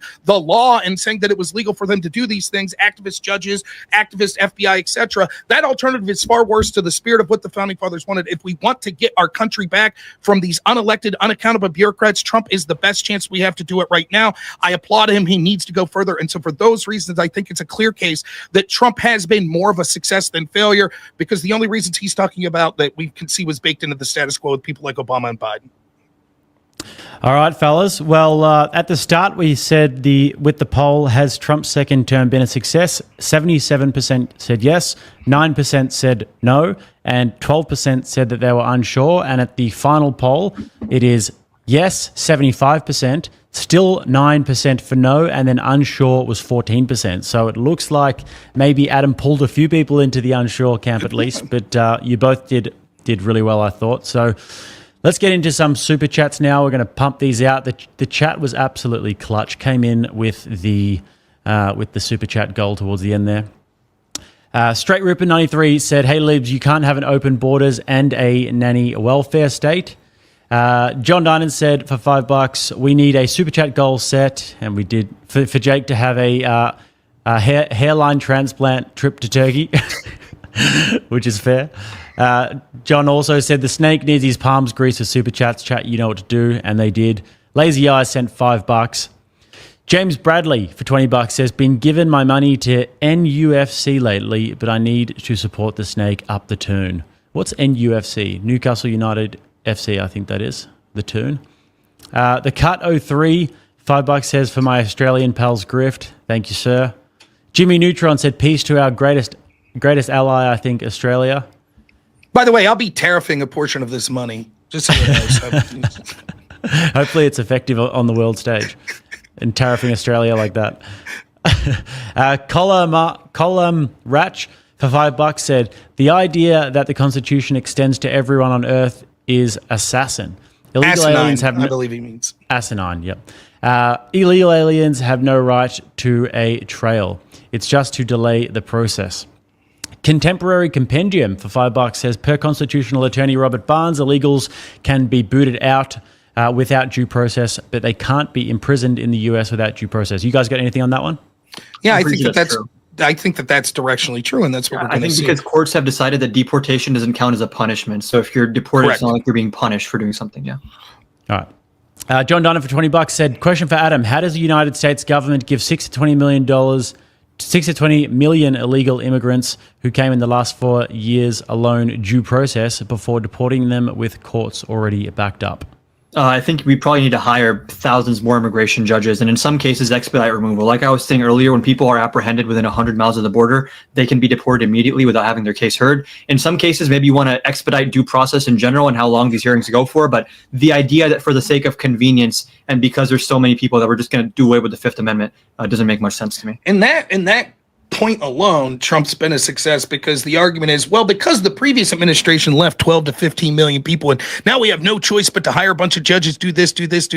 Thank God Trump stopped those people from coming across the border, huh? So I think that it's good that we got the people out of power that were intentionally allowing these people in. All right, last chance, by the way, guys. By the time I get to the end of this Super Chats, I'm going to let these gentlemen go for the evening. So last chance to get any questions in that you'd like for these fellas. So the cut for $5 says, didn't hear a peep when Obama deported 5 million illegals. David for $5 says, the right of the people to keep and bear arms should not be infringed. Should illegals and foreigners be allowed to come here and buy guns? Adam? You probably should have an ID. I mean, I would also say we need probably more regulation in terms of who's able to buy a gun, like licensing or whatever, but you don't need to be a citizen to buy a gun, I think. Constitutionally, I mean, Second Amendment doesn't specify citizens, so. Rob? I would tend to agree with that. I think that I wouldn't see any sort of law that we should pass that says that a person who's here in good standing that's a green card holder shouldn't be allowed to own a firearm. Yep.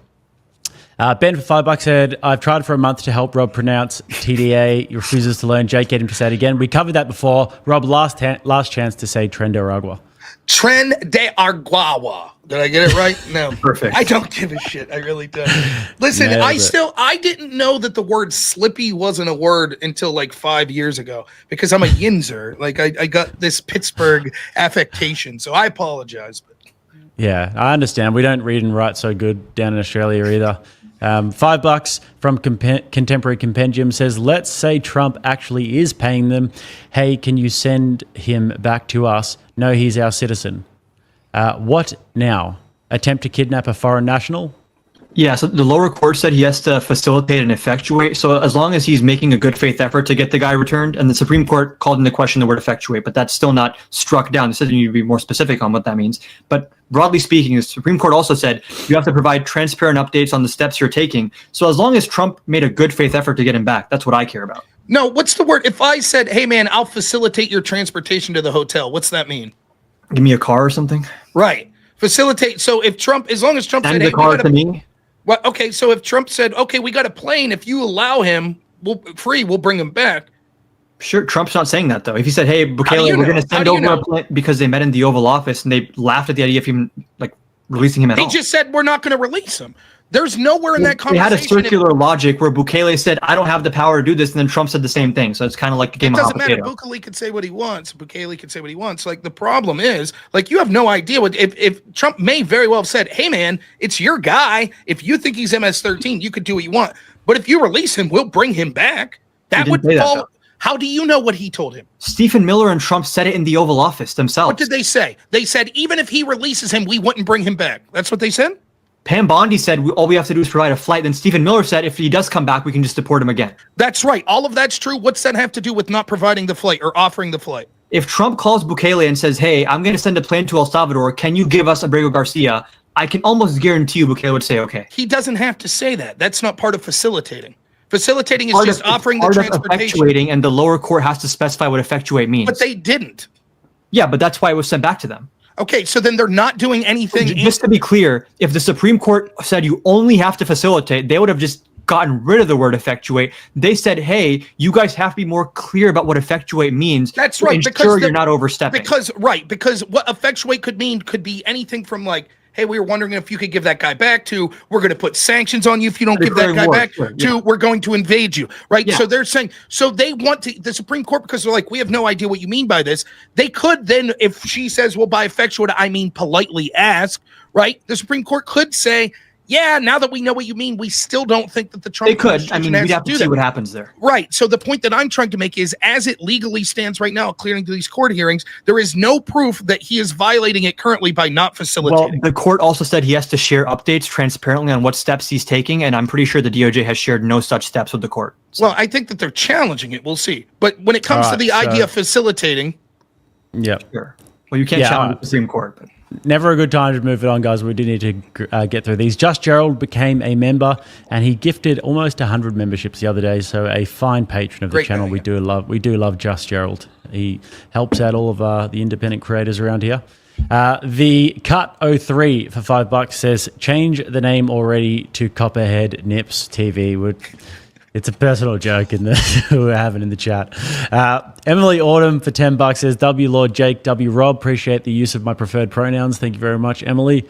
The Cut for $20 says, Dem said everything Trump is now doing since the 90s. Kamala had no policies and raised corporate taxes. Obama deported 5 million illegals. Adam, how can you attack Trump doing what they were talking about with tariffs and illegals? Yeah, like I've said a million times, I'm not against deportations in a broad sense. It just matters how they're done and who's being deported and under what process. When it comes to tariffs, like I also said, when there's national security reasons, like what Biden did with electric cars, there's an argument for it, but as a broad economic policy, it's pretty stupid. All right. Darth Maul became a member. Guys, I think we need about 30 more members, and then we can get some emu emojis in the chat. So we can make some more when we get about 30 members. So it's good to have a bit of a membership drive. Darth Maul said for $5, not sure what the exchange rate is from USD to kangaroo coins, but here we are. Great work tonight, boss. Thank you very much, Darth Maul. I think that, I'm not sure what the exchange rate is either. Just Gerald for $5 said some kangaroo coins for your emu ranch. The emu ranch will be under construction soon. Thank you, Just Gerald. Doc for $10 said for the Find Mrs. Rattlesnake Fund, get out there, kid. Yep, hopefully I find a Mrs. Rattlesnake for my emu ranch one day. Vatome for $5 says, the only big failure so far this term is Pam Bondi bundling the Epstein files. That alone should have had her fired if Trump actually means business. What do you reckon, Rob? Was that did she bundle that? Yeah, I think it was bad. It was an amateur hour the way she did it. I disagree that that's the only failure. Like some of the people they've appointed, I was very excited with Kash Patel, but then they put this Jensen guy that was one of the premier guys going after January 6 people, right? Like, so the problem is we're so early. And I think even Adam would agree with this. A lot of this stuff's speculative of how it will turn out. For me, as someone who wants corruption dealt with, you could appoint all the people in the world that look good, but if they don't do shit, then it's not a success. So Pam Bondi, I had questions of anyways. Kash Patel, I liked. The way they hindered that Epstein file thing continues to be a disgrace.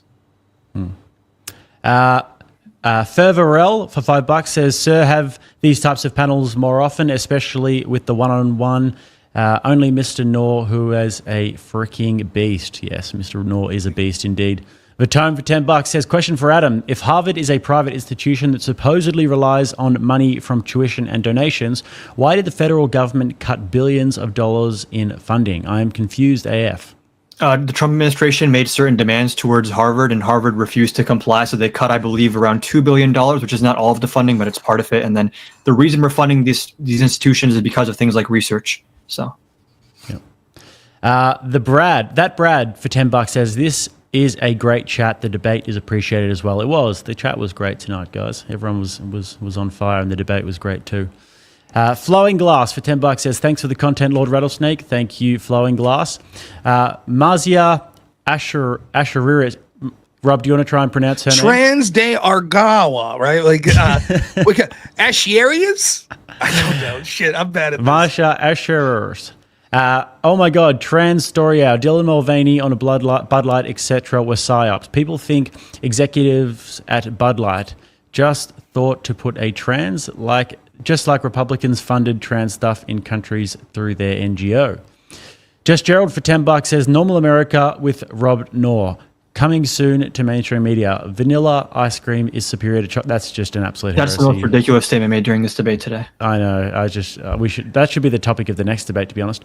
Rob, is Normal America coming to mainstream media soon? Have you sold out? Not as an employee, for God's sakes. Like, I don't know. I would like to do some panel shows you see like on Piers Morgan and stuff like that. But no, I don't think I'll ever be working for one of them. So You'd be good on Piers, actually. Both of you guys would be. I think it'd be fun. Yeah, I'd love scenario. to know. Yeah. Yeah. Big Red Sky became a member. Elias became a member. Elias gifted a membership. John Dinan gifted 5 memberships, and Thomas O'Brien gifted 10 memberships. Bit of a membership drive there, which we love to see. The emojis in the chat. Just Joe for $20 says, shout out to Adam for remaining good faith for the entire length of the debate. Adam, you have no idea how nice it is to hear someone actually answer a question without having to pry it out over 15 painful minutes. I completely agree with that. 7 hours last night I debated someone, and it was getting pretty painful. Like, oh, wow. I can't speak highly enough of you, Adam, as like, not only did I think I think I win the debate, you probably thought you win the debate. That's irrelevant. It was fun to spar with someone that I thought required almost no moderation, a good back and forth, and we were actually, I think, both attempting to answer each other's points. So I thoroughly enjoyed it. Yeah. Adam, how old are you? 23. Nice, man. You got a bright future. Hope so. Yeah, we're worried about people like Adam coming up. We should need to take him out before he... Yeah. Oh, bring him over to the dark side. Send cop, babies. Jimmy Mint for $5 says, in my best Cenk voice, I can offer some insight on being hated.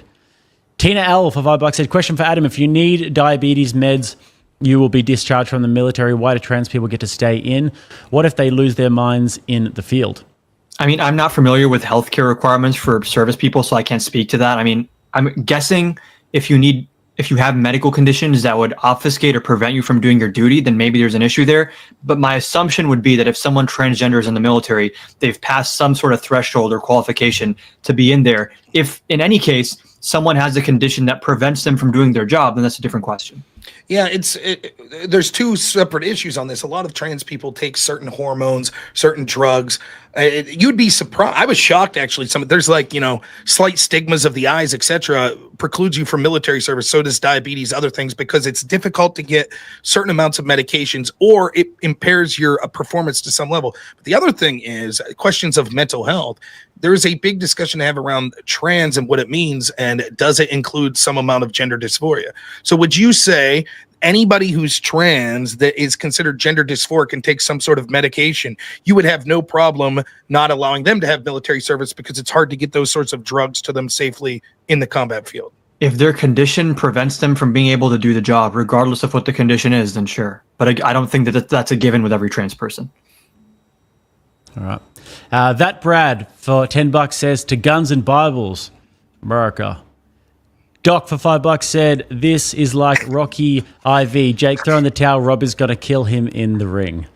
Any Round two's got to be a boxing match. Listen, in fairness, in that example, they're calling you Apollo Creed, who I think is the coolest Rocky character. So that's nothing to... True. Adam, how long have you been training boxing for? Since like late 2022. Okay, cool. Are you going to have a fight? We'll see. Right now, I just do it for fun and fitness and to get sparring rounds in. But if the opportunity ever arose, then sure. Yeah, it's good fun, man. You'll never feel so alive as if you get in the ring and have a fight. 100% agree. Yeah, it's amazing. Just Joe for $5 says, for the Emu Ranch. Thank you, sir. I appreciate all the Emu Ranch donations tonight. $5 from Darth Maul said, Kangaroo Kingdom funds have been approved. Thank you, sir. We're going to build that utopia eventually. Michael Schullermeister became a member, which we love to see. Tim Jipping for $5 said, Trump is successful because we don't have to deal with a woman president, American hero. The people have spoken. 2-0, baby, against the ladies. Tim Jipping for $20 said, for the grift. Thank you for the grift support, guys. Tim Jipping for $20 said, do these guys at least agree America is and should be, at least for the present and near term, the greatest country and leader in the world? Do you guys agree? Yeah. Greatest country, I'd say yes. Leader in the world is a little more difficult. I say yes in the way that they're asking that. I think that actually it's bureaucrats that are sort of global that are actually the leaders in the world. But if I had to predict one particular country and choose a country, yeah, I would say. Yeah, I would prefer American hegemony to like Chinese hegemony or any other country. So yeah. Yeah, me too. And Tim Jipping just sent $20 because he's just a legend. And then $5, he said, "You dolts have zero clue on taxes. Keep to making run on sentences, meandering from issue to issue, never sounding smart about any of them." It's like Tim Jipping was just kind of playing nice, staying behind the jab, and then you put your guard down for 1 second and he throws an overhand right on your chin. So, but he did nail both of our strategies. Like we talked beforehand, it was just like, we don't know shit about anything. We'll just use run-on sentences. So yeah. Good call. And Just Gerald says, "Kangaroo coins for Rattlesnake Ranch Fund." Do appreciate all those kangaroo coins. Scruffy looking turf herder said, "Great debate. Thanks, Jake." I thought it was a great debate as well. Tim Jipping sent $50, said, "Support the Supers. Great entertainment." Tim, appreciate all of your patronage tonight. That is very generous of you, my friend. And then we had a super chat goal push. John sent $5. Scruffy sent 5. Tim sent 5 for the goals. John sent 5. Tim sent 5. Tim sent 5. John sent 5. Tim sent 5 goal. And then we hit the goal. And then the last one we've got here is from Straight Rippin 93. He said, "Hey, Adam, how much you want to bet small businesses are relieved knowing we didn't hire an army of its agents?" Probably not very relieved, considering that Kamala wanted to increase the small business tax deduction from like $5,000 to $50,000. But yeah, maybe they shouldn't have did lockdowns to destroy small business. That would have been a good idea. that's another 3-hour debate in itself. I'd be happy to have it with you if you're on that side of it. All right, fellas. Well, we have got all of Rob's links down below, and we've got all of Adam's links down below. These gentlemen are both producing some fine content. Rob, always a pleasure to have you on. Thanks for coming on.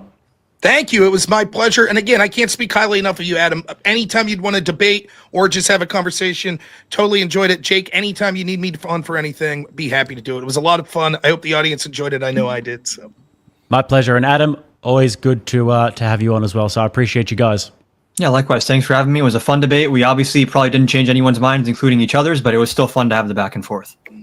Awesome. All right, gentlemen, we're going to stick around for a bit of a chat on the stream here, but you guys can enjoy the rest of your evening. Take care. Cool. Have a good night.